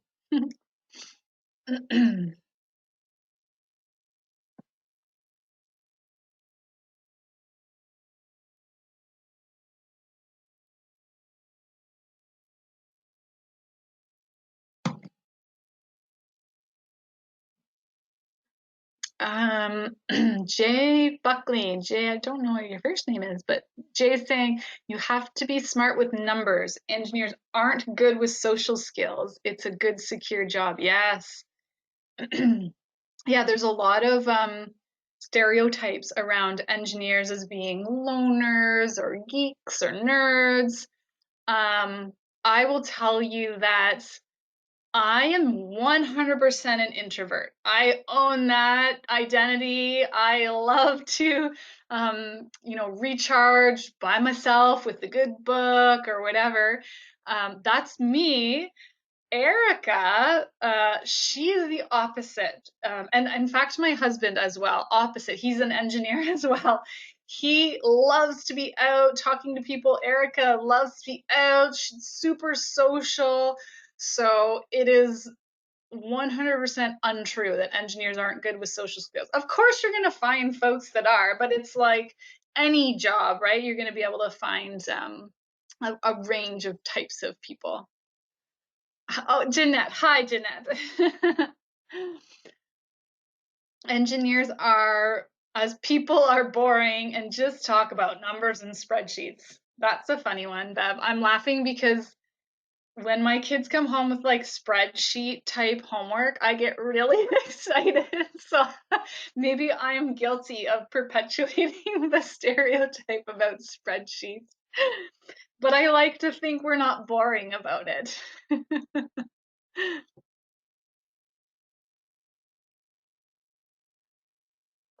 And I think too, like the thing is, engineers being smart with numbers and spreadsheets and not having good social skills. Again, it's just not the full story. Like, of course, engineers use numbers and spreadsheets. These are just our tools. Numbers, they're just a language that we use. So that doesn't that doesn't define the profession. It's just really not the full story, which is just so sad that we're missing out on that. I'm going to throw up the next slide here while continue to chat, but I'll throw this slide up here because there's just a lot of text on here. These are just some other ideas about how to message engineering in maybe some new ways. Amy's saying scope of engineering understanding is limited to mechanical-ish scopes. Kind of what I was touching on earlier. They don't realize engineering solutions are in lots of places. Great point, Amy. I have both my boys actually play hockey, and they both at one time or another thought that they were going to be going to the NHL, right? This is what they think.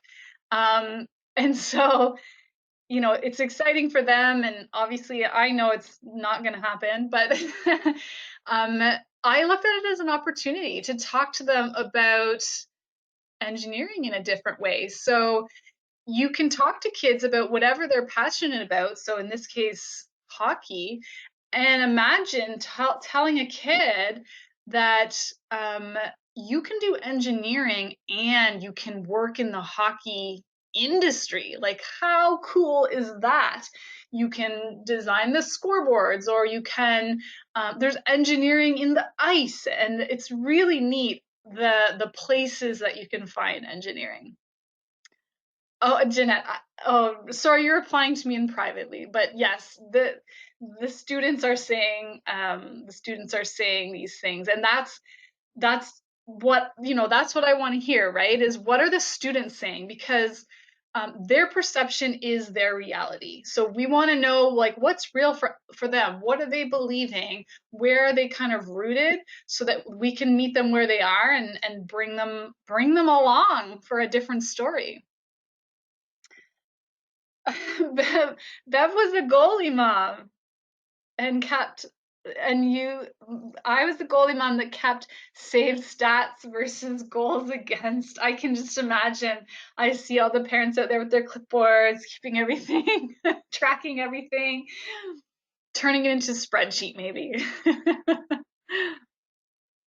Awesome. Great. So like I said, some things to get you thinking here about how we're messaging engineering, and how maybe we can expand on that story beyond just the you're good at math and science, so you should study engineering. All right, so why is that important?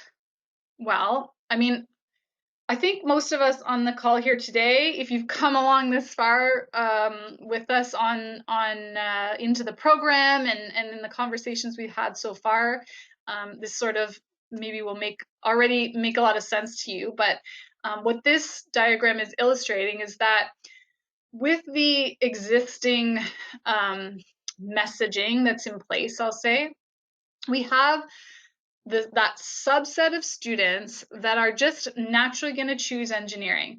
Teachers that are on the call, you probably know who these kids are within the first few weeks, if not few days of meeting them. You know, okay, that kid is like a natural born engineer. They're going to go into that profession. So there's nothing we needed to do to shift the messaging in that case. They're just naturally going to choose it. Now, I will say we are missing out on that opportunity to connect them to that bigger picture impact. And we do hear from a lot of our volunteers, interestingly, that will come back to us and say, I never thought of it in this way, or they are a little bit disconnected from their kind of engineering identity and the impact that they're having. And through the experience of bringing these messages to students in these new ways, it actually expands their own way of thinking about the work that they're doing and the decisions they made. So even though these kids, those would have been the kids in that little A bubble that you're seeing there, that A circle. So even though we don't need to message engineering differently for them to choose a profession, I think there's still a good argument to be made that more complete messaging would still add value to them. And then what this is showing is that we're really missing out on this full population of these talented and capable students that could choose engineering, but just doesn't sound exciting, or think that just because maybe they struggle a little with parts of math, or they have a hard time with science, or they just didn't think about what's possible with engineering to be willing to put in that hard work to get the grades that they need, they're going to just choose something else. So how can it change if we diversify that messaging and integrate that bigger picture story of the profession? Well, obviously, we're going to access a more complete set of those talented and capable students who are naturally going to be diverse in many ways. So they are then going to become the next generation of engineers. And because engineering was messaged to them in this diverse way, then they're going to bring those diverse messages back to that next generation of talented and capable students. So here's broken down very simply our approach to messaging. I will say, I'm saying it's our approach, but what I think is really neat and I want to make sure everyone understands kind of where this comes from, is that we've actually taken research, and we're putting it into action here. This isn't something that we just pulled out of the air. This is very strategic. It comes actually from the study that was done by the National Academy of Engineering. I pointed it out on the resources section of the website. So if you're interested in accessing that full document, you can do that there. And we always love, like, there's so much amazing data and research into how to do STEM outreach better, how to be more inclusive, and to reach a more diverse set of students. There's great data, there's great research out there, and we love to be the conduit for putting that research and putting it into your hands so you can actually action it. So the approach is actually pretty simple when you break it down into these three parts here. So take an activity, include or add, if you want to think of it as a formula, activity plus a positive message about engineering that enhances the perception, and that's going to result in impact. The most effective impact that you want to have with that target audience, that full, diverse target audience. So keep that formula in mind as you're designing visits, as you're thinking about activities or lessons. We have a real tendency to default to just the activity. It's usually the first question we get asked by all volunteers is, what activity should I do? And my argument is, it doesn't matter. You can do any activity, and if you put the right message with it, if you tell a good story, if you make it relevant, it's gonna have the impact. We are not, with the Engineer in Residence program, we are not just going out there to deliver activities. Our goal is to create positive engineering experiences for students. That's the impact that we're looking for. This is pulled out of that National Academy of Engineering's Changing the Conversations campaign is what it's called. So these are ideas. They surveyed a bunch of people, and I'm making it sound not very super scientific, but they surveyed a bunch of people and they condensed it down into the messages that actually will resonate. And here they are. There's 4 of them. Doesn't mean you need to copy these word for word when you're thinking about how to integrate them in, but use them as a source of inspiration. Use them to get you thinking and maybe influencing the decisions that you're making and the way that you're communicating the profession. So the first one is engineering technology solutions to a diverse set of 21st century challenges requires a diversity of thinkers. There's a place for you in engineering and technology. So the idea here is just the doors are open. You're welcome. You're welcome here. We need you. We need diversity. We value it. So you can talk, more about that. The second one is that engineering and technology shape the world around us, yesterday, today, and tomorrow. So diving into that, like that whole mystery around engineering and the idea that it literally is everywhere. And sometimes I'll start the visits that I do or the events that I do, and I will ask the kids, like, who has experienced engineering in some way today, or maybe used a product that was engineered. And it's great to get them thinking. It's usually really quiet at first, but then you can talk about everything from the toothpaste they used when they woke up, to the road that they drove on to take the bus to school, to the building that they're in, or virtually it'll be the screen that they're looking at you on. Like, how cool is that, right? The engineering that goes into that. And then how that has changed. So how it's evolved from what it was, a week ago in some cases, to years ago, to what we're using today, and then imagine what it will be like in the future. Which leads really nicely into the next one, which is talking about creativity and imagination. I think we don't do this enough when it comes to engineering and technology. We saw some of that, some of the comments were around engineering is boring and it's just numbers, but it's actually really creative. And you get to turn ideas into reality. And especially when you're talking to kids, they are still in that stage of like, imagine if I had this gizmo and it took this and it turned it into that and then this happened and this happened. And so as, as engineers, that's literally our jobs, is taking ideas and making them come to life. And then the last one's just a great way to kind of humanize engineering. So engineering and technology, we're here and it's really essential to the safety, the health, happiness, comfort, and efficiency of our friends, our family, our neighbors. We work locally and globally for people. We're really people, we're working for people, and we make a world of difference. So some good ones there to get you thinking.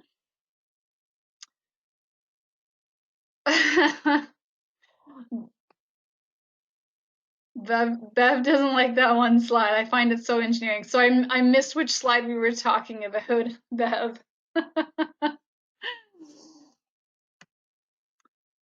Okay, so here's an example, and I'm going to use bridge building as our example because, like I said, we hear it so often that from kids that they think that engineers build bridges, and I have a theory, and it's no secret that a lot of activities that kind of get branded as engineering tend to be bridge building activities. March happens to be National Engineering Month. So if you didn't know that, now you do. And there's lots of activities that happen with the Professional Engineers Ontario chapters in March. A lot of them will do different activities, and a lot of them tend to be bridge building activities. It is fun to do. It is pretty simple to put together.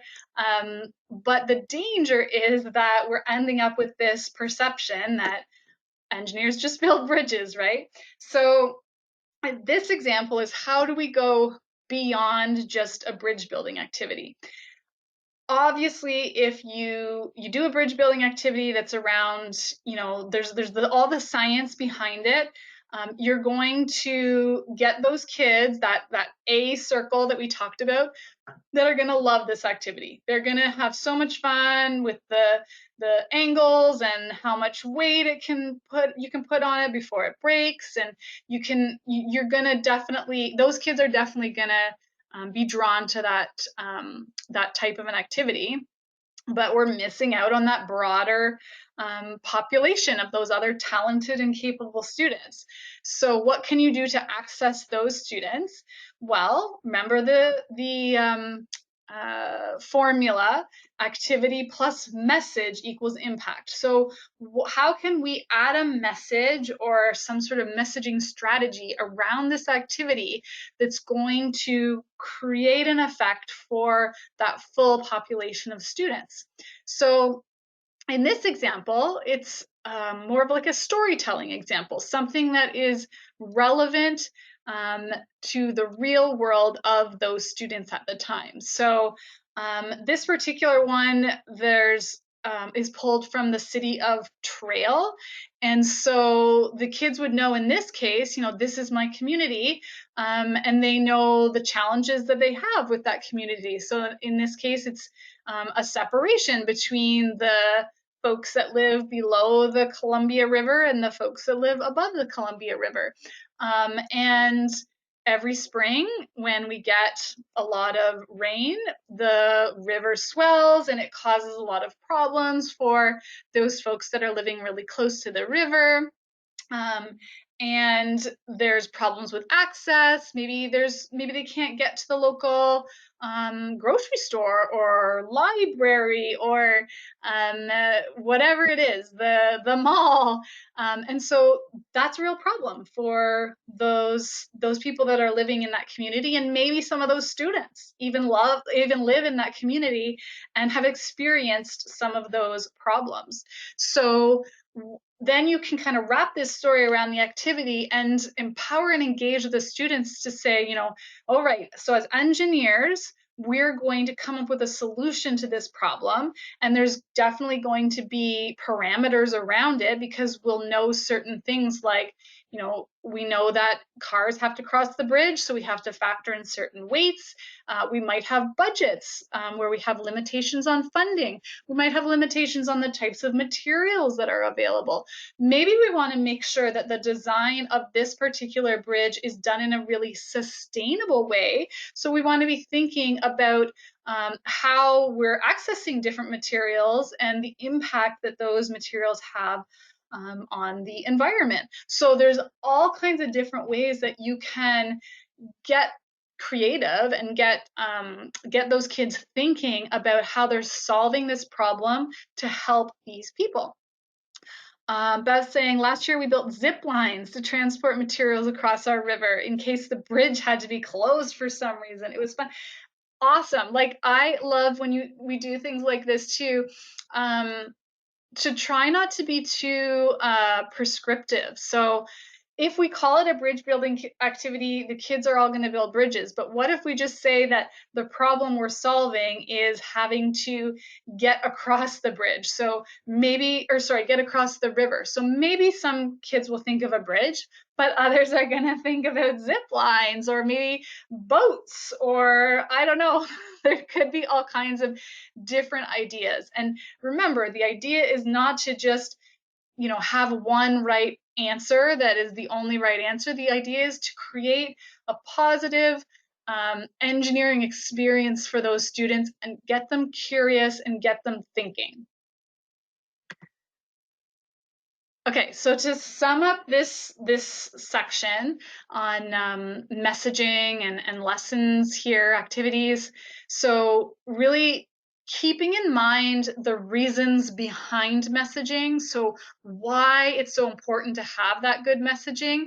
I think that's really helpful, again, because we just naturally tend to default to the idea of just need to find an activity, just need to find an activity. But if we understand why it's so important to have good messaging, it helps us keep that at the forefront and design that into the experience.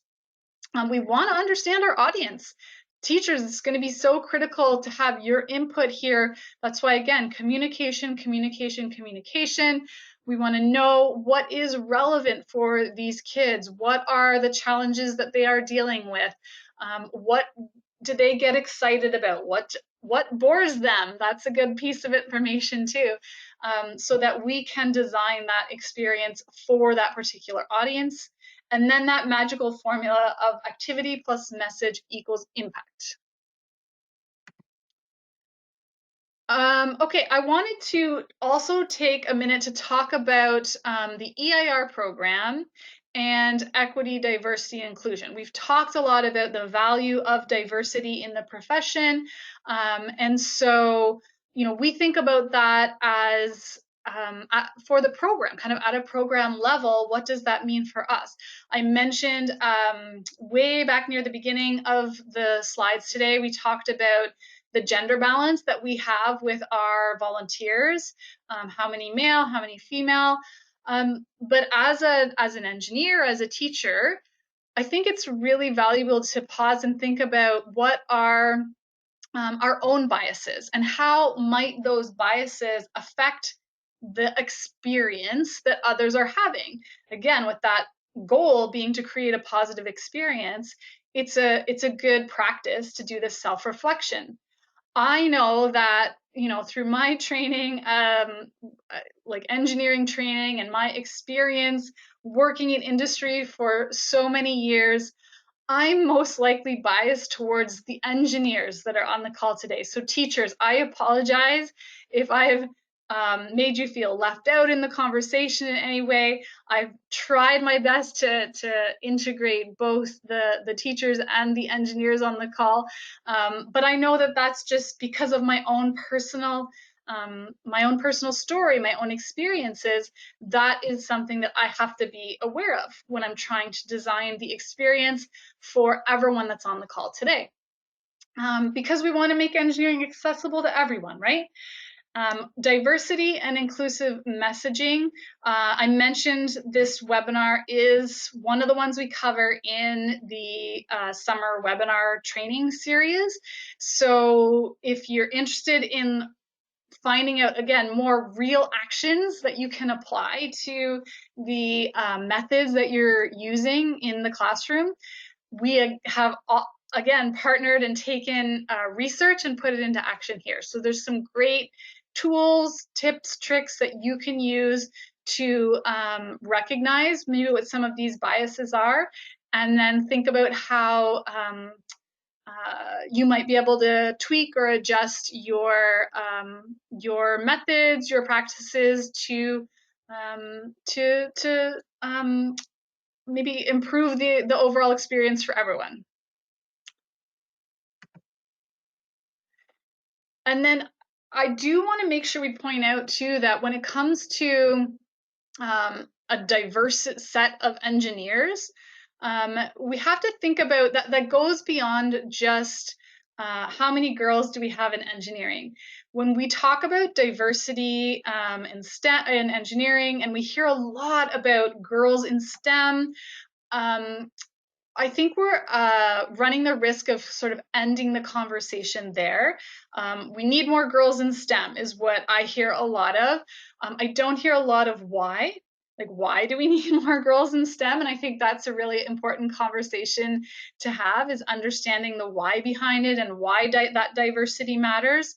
But for us, it goes way beyond just that gender balance. It goes into things like different learning styles.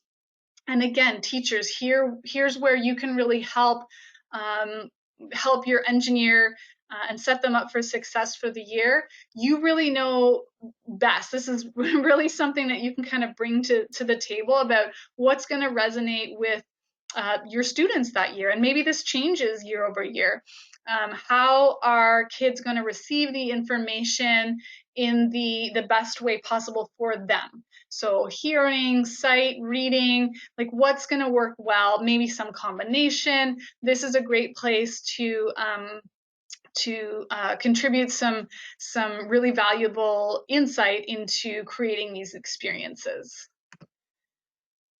And then intelligences. So this came up on one of the earlier slides about diverse ways of thinking, right? Diverse ways that we show these intelligences. And I am not going to pretend to be an expert on any of this in any way, but this just gives you kind of that general idea, and I wanted to get you thinking about the different ways that people can express their intelligence. And of course, you will have your own experiences, your own ways that you're used to, and so that's a bias, right? That's a bias that you might have, and you might think that if you're not getting that same feedback from the students that you're dealing with, that something's wrong or something's missing.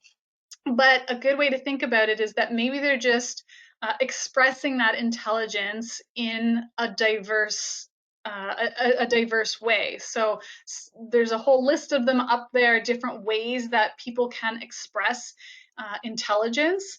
Like I said, I'm not going to pretend to be an expert on any of this.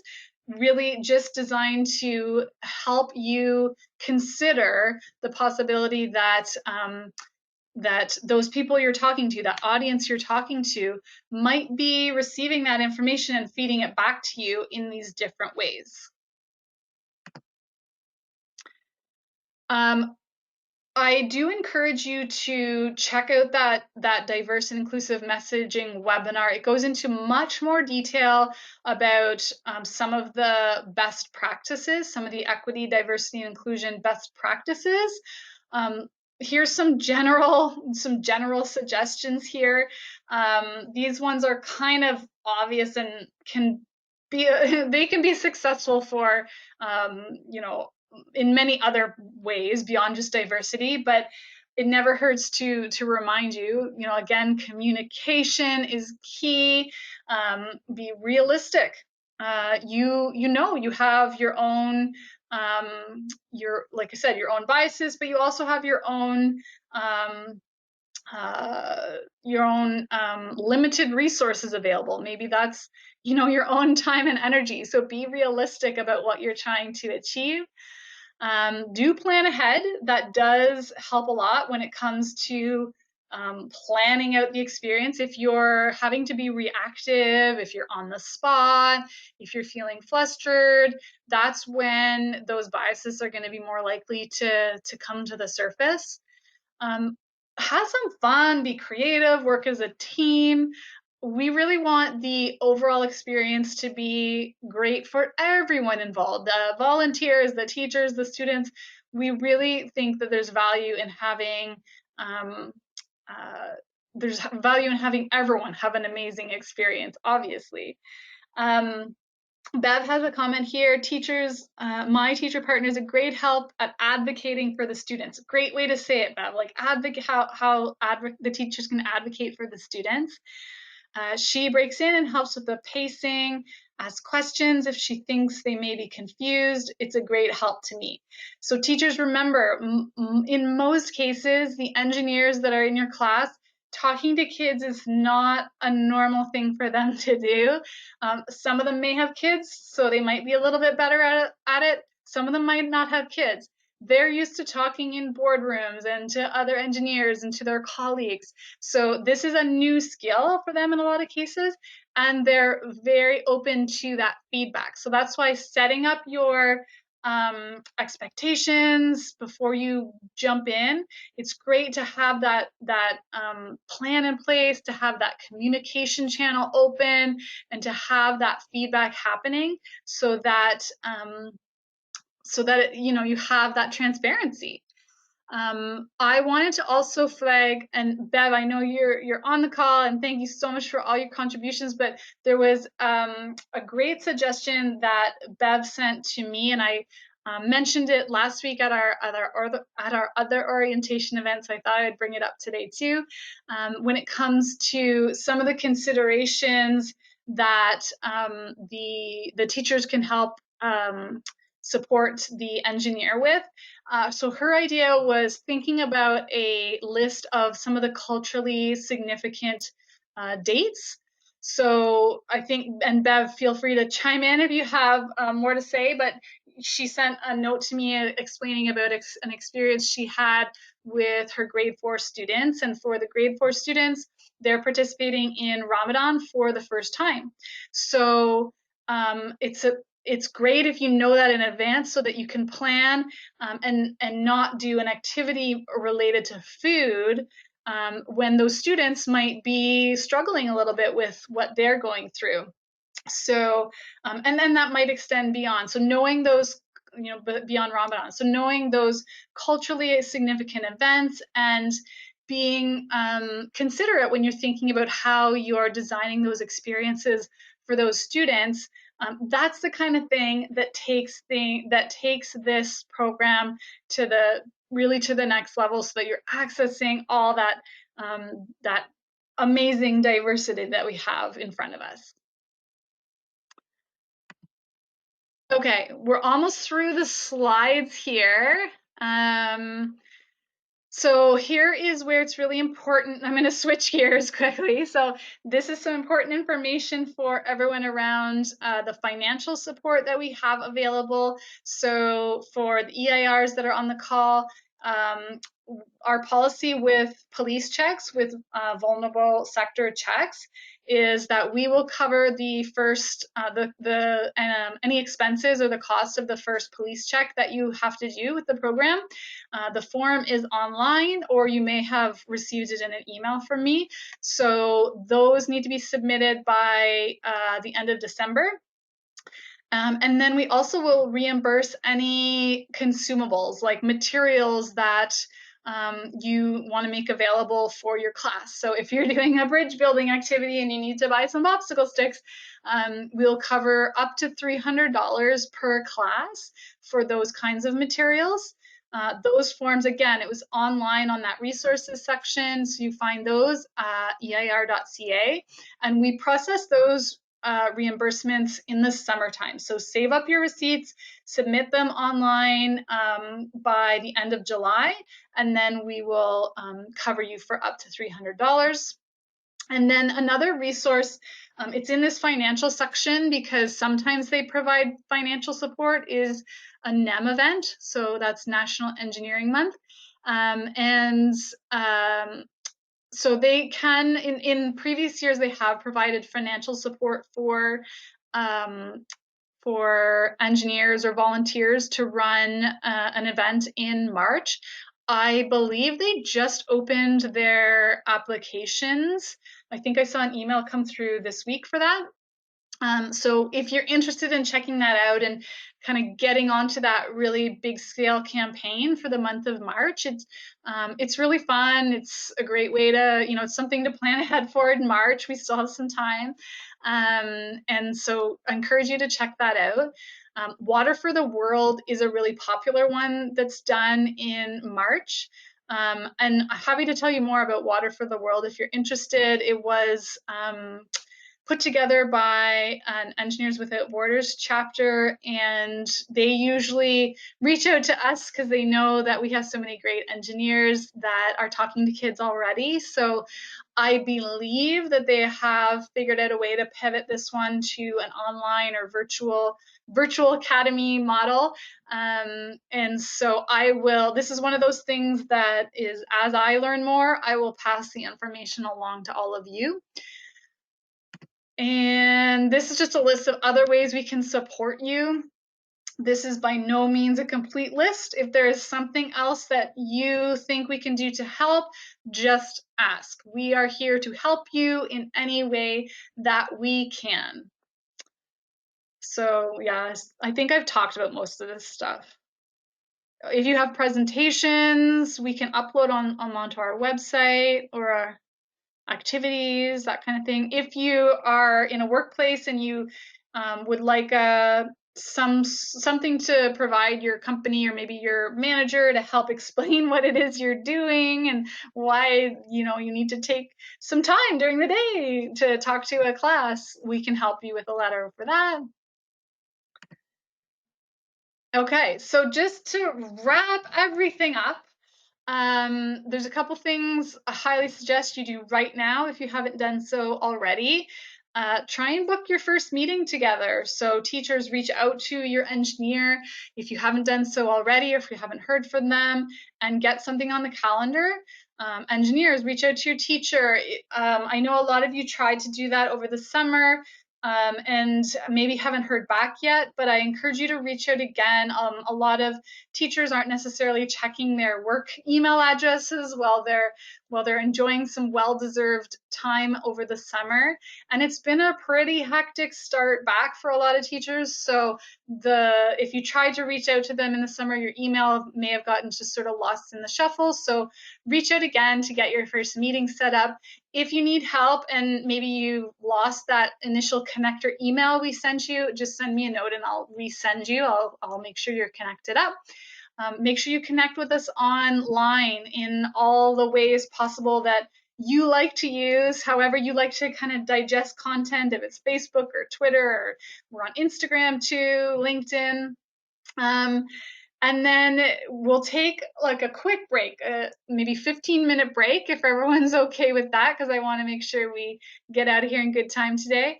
We'll take a quick break. If you did plan ahead and you want to connect up with your teacher or your engineer, exchange phone numbers, give them a call right now. So for me at the moment, that's all I've got. We will take a quick 15-minute break. We'll come back at, I think, 12:30, if that's okay with everyone. Come back at 12:30, and I will just open it up for kind of an open Q&A. And then I don't think there's anything else to cover. Oh, this says 1. Is everyone okay with 12:30? Maybe just give me a little comment in the chat if everyone's okay with 12:30. I don't want to keep you dragging on for longer than we need to on this beautiful Saturday. Okay, perfect. Jeanette, yes, good. Okay, Awesome. And I will leave this slide up here as I'm just going to pause the recording. I will leave this slide up here. If you decide to use this time to connect up with your partner, here's some nice guiding questions. If you're going to do it at a later date, these questions are also helpful too, so maybe make a note of them. And I will connect all up with you in a few minutes.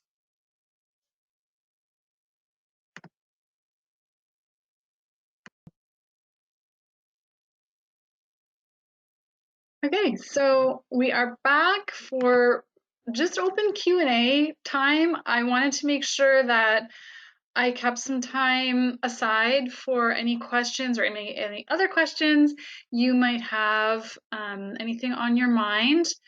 So now's the time for that. You are welcome to use the chat. We don't have a lot of people on the call with us, so you can also, if you are comfortable with it, you can just unmute yourself and ask your question. That's okay too. If you want to ask at any time, like at any point throughout the year in the program, if something comes up, please just reach out. We're here to help. And so, maybe you'll think of something as you're starting your plans for the year, or you start getting into things and you're not sure about something, you're welcome to reach out at any time. But as we are just kicking things off for this year, and especially the uniqueness of this year, I wanted to make sure I did set some time and reserve some time for any questions that you might have. So I'll just be quiet for a minute and wait.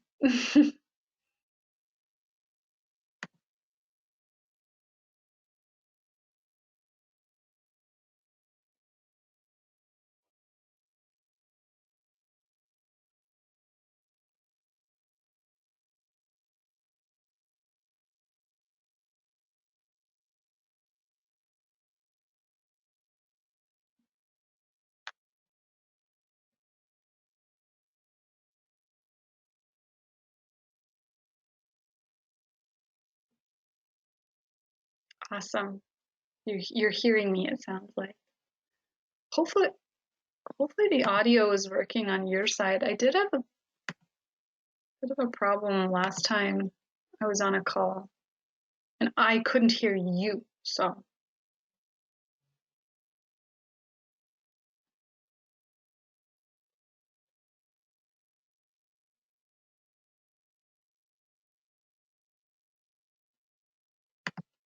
Oh, Amy, are you talking? I can't hear you if you're talking. Maybe that's what you guys are saying. You can hear. I can't hear you. I'm sorry. I don't know. Something's going on with this. My settings, maybe. See.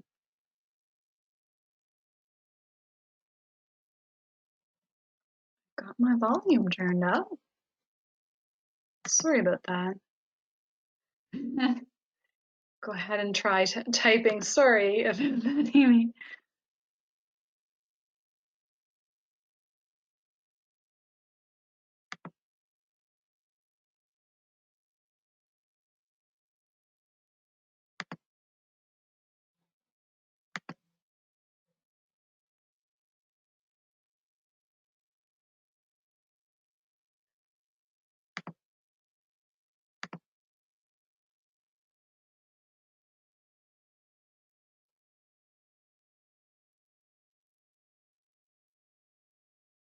Okay, so Amy's saying, I'm thinking back to the teacher matches that didn't have an engineer match. I have some fellow EITs who may be interested. Is it possible to refer them? And if not, can EIRs take multiple matches? Maybe if it's not in the same region, could be virtual. Yay! Love that you have some EITs that might be interested. And yes, you can take on multiple matches if you have the capacity to do so. 100%.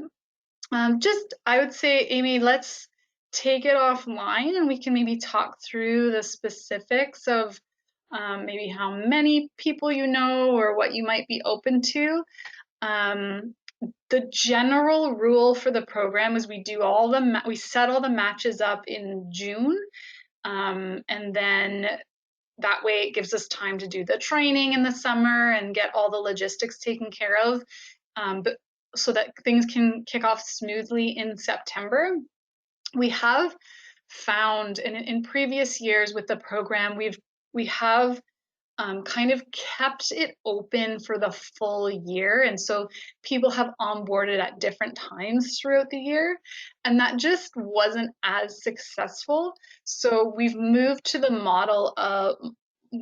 that general model of onboarding everybody in the spring and kicking everything off in the fall.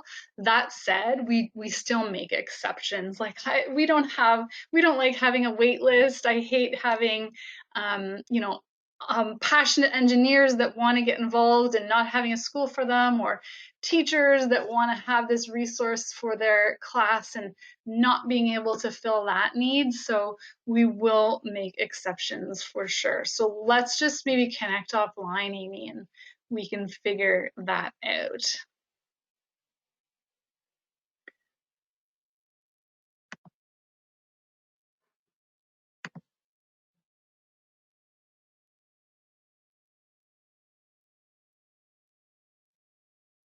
Hi, Alice, you have a question.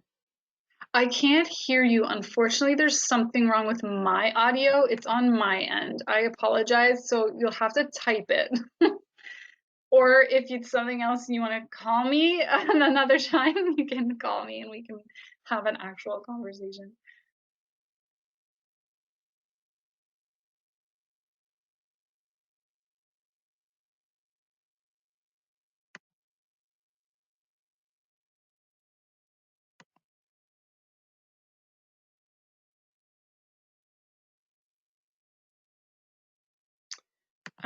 So Alice is asking, I was wondering regarding coding and inclusivity, is coding considered engineering as we define it? I don't know. How do you define it? I think, well, 100%, I think that coding is a great tool that we can use in the engineering residence program. Many engineers use coding as a tool. And I think that this year in particular, with the virtual academy environment, we can lean on coding to even access the curriculum in different ways too. Like it is such a wonderful tool to be aligned with having those parameters of not being able to do in-person visits. And I'll go back to the example of the habitat lesson that I was telling you about that one engineer did last week. So the subject was habitat, but the tool that he used to help illustrate the different aspects of what he was trying to get across with habitat, he was able to do through coding. So just using that as the tool to get those messages across. In terms of inclusivity, I'm not sure. Maybe you can expand on that a little bit. Maybe if you're thinking about like accessibility, like if there's some students that don't have the right tech, or maybe the classroom doesn't have the right tech to do the coding, like if they don't have the computers available or whatever it is that they need, that's something to talk to the teacher about. I apologize. I'm not sure. Are you a teacher or are you an EIR, Alice? But find out what sort of tech is available in the classroom and in the school. Okay, you're an engineer. I figured, and then I didn't want to assume.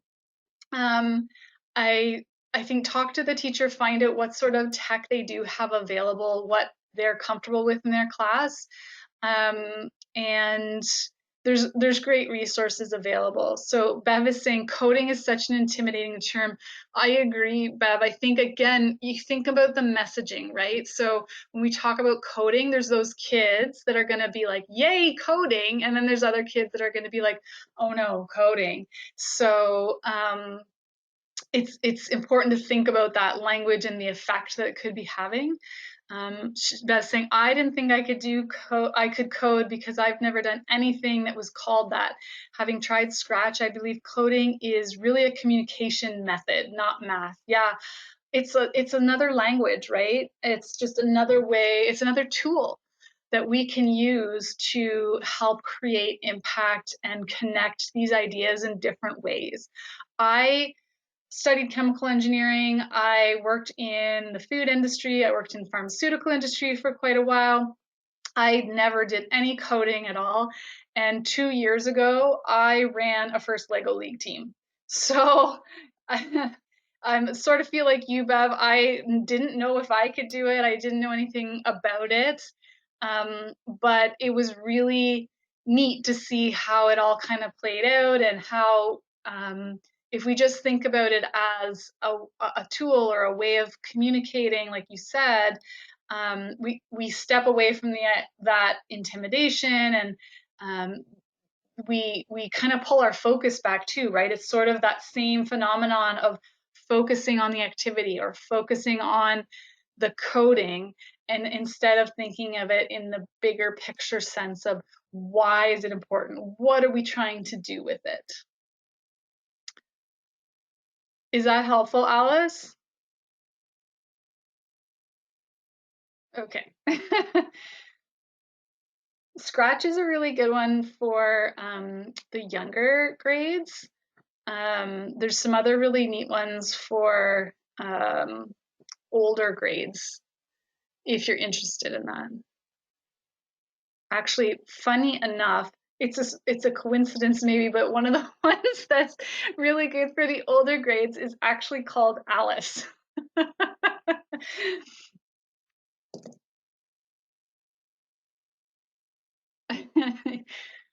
I'm not sure if I have the link for it. I'll make a note and I'll post the links up for like Scratch and Alice and those other platforms.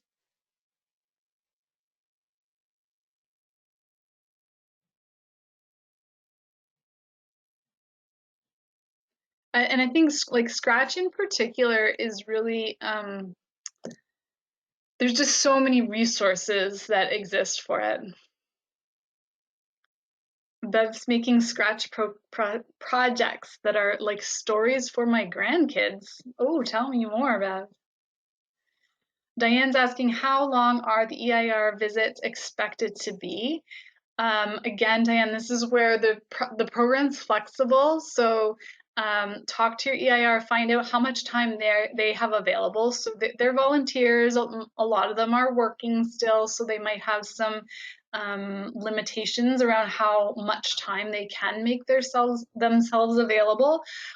But generally, we try to say that they're, expect to be with your class. So and if you can't be in the class, be with the class for whatever kind of however your periods line up in the classroom. So kind of 60 minutes to 90 minutes idea. If you want to do a longer event and can coordinate that with your volunteers, then that's okay too. So one period, yeah, it takes time to do all that, introduce yourself and set up the learning behind what you're going to be doing with them, and then have a good amount of time doing the actual doing. Sometimes a period goes by really fast. I've seen also some EIRs have successfully done a program or an activity that extends for multiple visits. So they might start something 1 week and then come back in a few weeks and build on it and build on it some more.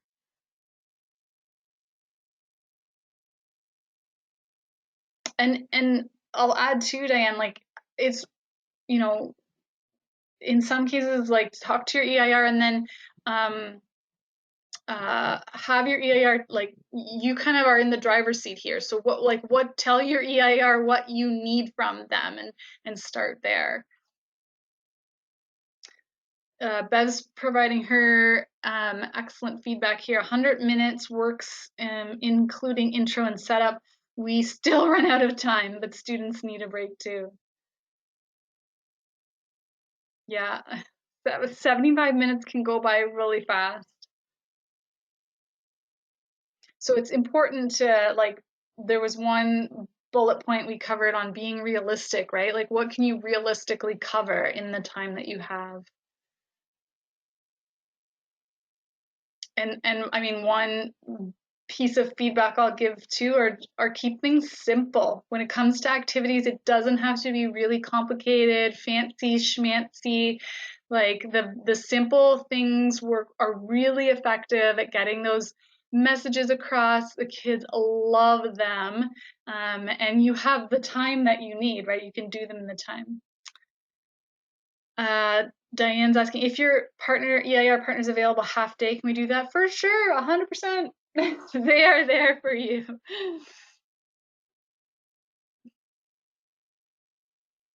They're gonna start to. I think your teacher friends might start to wonder though and say, "Who's this person you've got coming for a full half day? I want them too." They're gonna be in demand.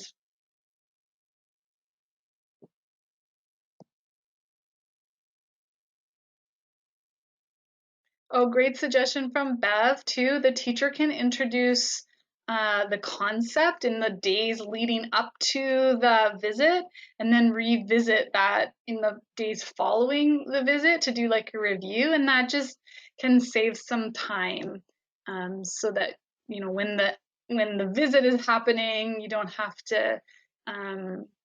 don't have to spend time doing all that prep work and some of that review.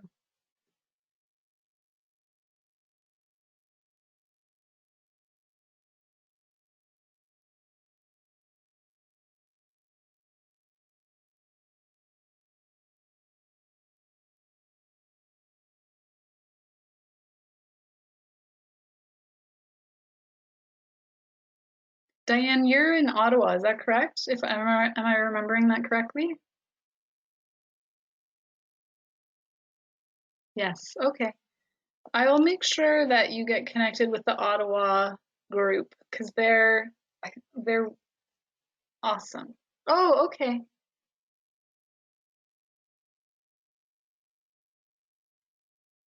Do you know who your EIR is? Do you happen to know their name?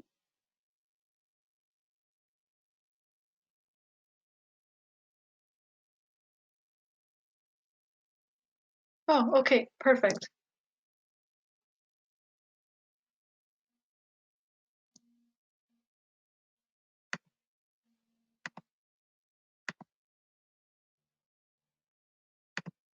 Oh, great. And you're both on the call today. Excellent.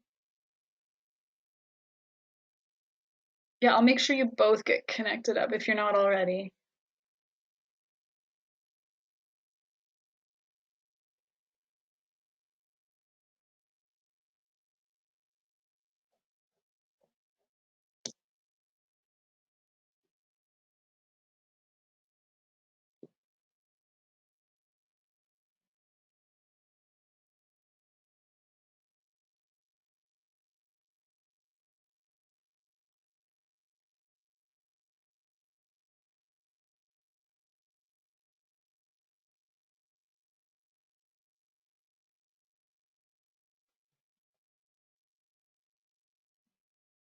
I know. I wanted to show everyone the where you can find a lot of the replays.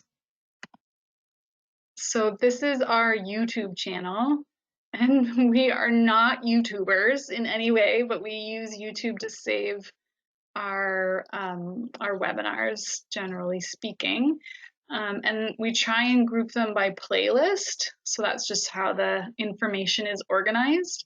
So if you're looking for the webinars from the training we did this past summer, you'll find them in the 2020-2021 EIR program webinars. So these are the ones I was mentioning: the intro to the EIR program for teachers, for EIRs, how to tell your engineering story, diverse and inclusive messaging, This is the Virtual Connections webinar. I posted last week's orientation event here, and I will post this event as well once I get it all converted and uploaded. So that's a good resource for you to know about. The EOT Lunch and Learns, this is something new that we're doing. We just started this in August.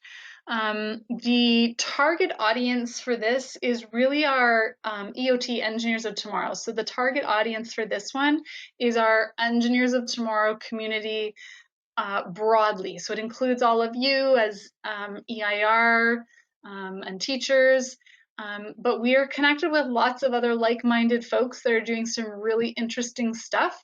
And so we wanted to have a way to continue to have some great conversations and add value. So we just started these EOT Lunch and Learns. And so we'll just promote these as they come up. We're going to do about one a month. So they're not mandatory or anything like that. And some months, maybe it won't be very relevant, and other months might be more interesting and relevant to what you're thinking about. So you're welcome to join in on those. We'll kind of publish and promote those as it gets closer to those particular dates. I think the next one is scheduled for October 21st, I think. And that one, I'm just double checking the date here. That one, we will be, the model of these lunch and learns is that we have a guest speaker. So someone from our EOT community, we bring them on and they'll maybe do a presentation, or we'll just have a more informal conversation.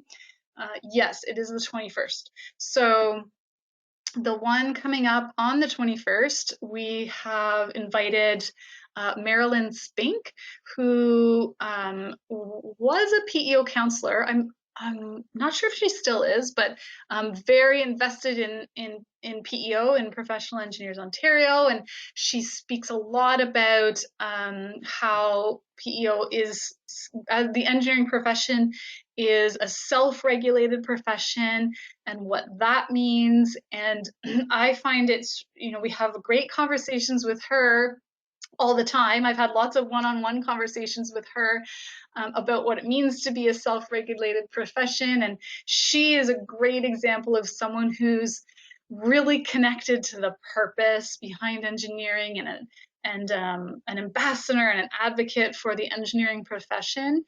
And I think in kind of the relevancy here for the EIR program, I think there's a really fantastic opportunity to integrate that conversation about what it means to be a regulated profession, and start talking to kids about that. There's some, I can imagine some fun ways that you could do that they might connect with, and just so anyways, so that's the one we have coming up in October. So that's what the EOT Lunch and Learns are about. You can find some the history of webinars from years past. And then NG News was let's open it up here. NG News was something that we did back in April, May timeframe of last year. And it was just our way of trying to connect all of the, well, not all, but some of the stories around COVID and the way that engineering was helping to solve some of the problems that that COVID was presenting to us as a society.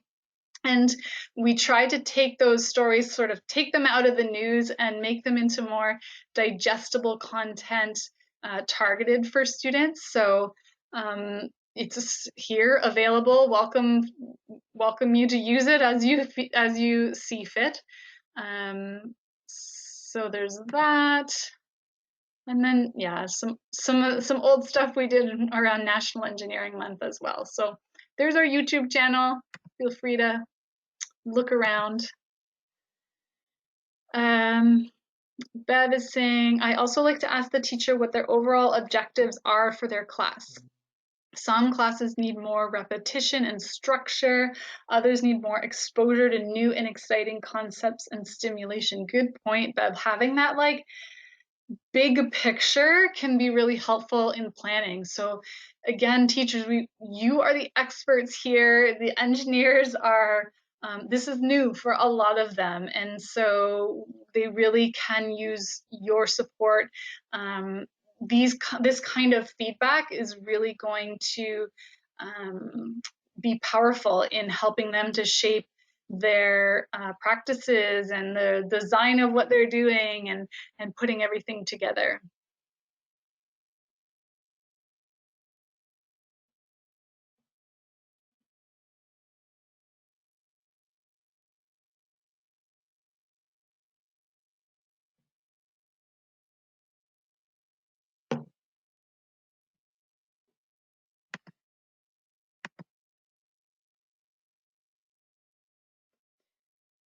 Are there any other questions?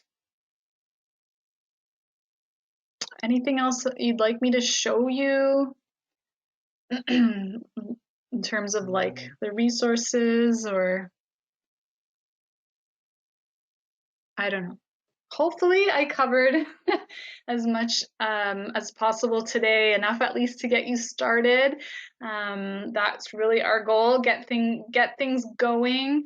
And as I said, once you get into it, get planning, get some practice with your virtual visits, and questions come up, challenges, things you're not sure of, please make sure you reach out to us. And reach out to us when things are going well too. We always love seeing what's going on and hearing the stories of what's going on in the classroom. That's, we kind of miss out a little bit. We're busy creating all the matches and connecting with everyone and connecting everyone together, and we really appreciate it when we get to hear the stories of what's going on in the classroom too. Tag us if you want, tag us. I see a lot of our teachers tend to be really great at putting pictures up on Twitter and tagging us, so tag us and we can like retweet your stuff and engage with you there too. We really appreciate that.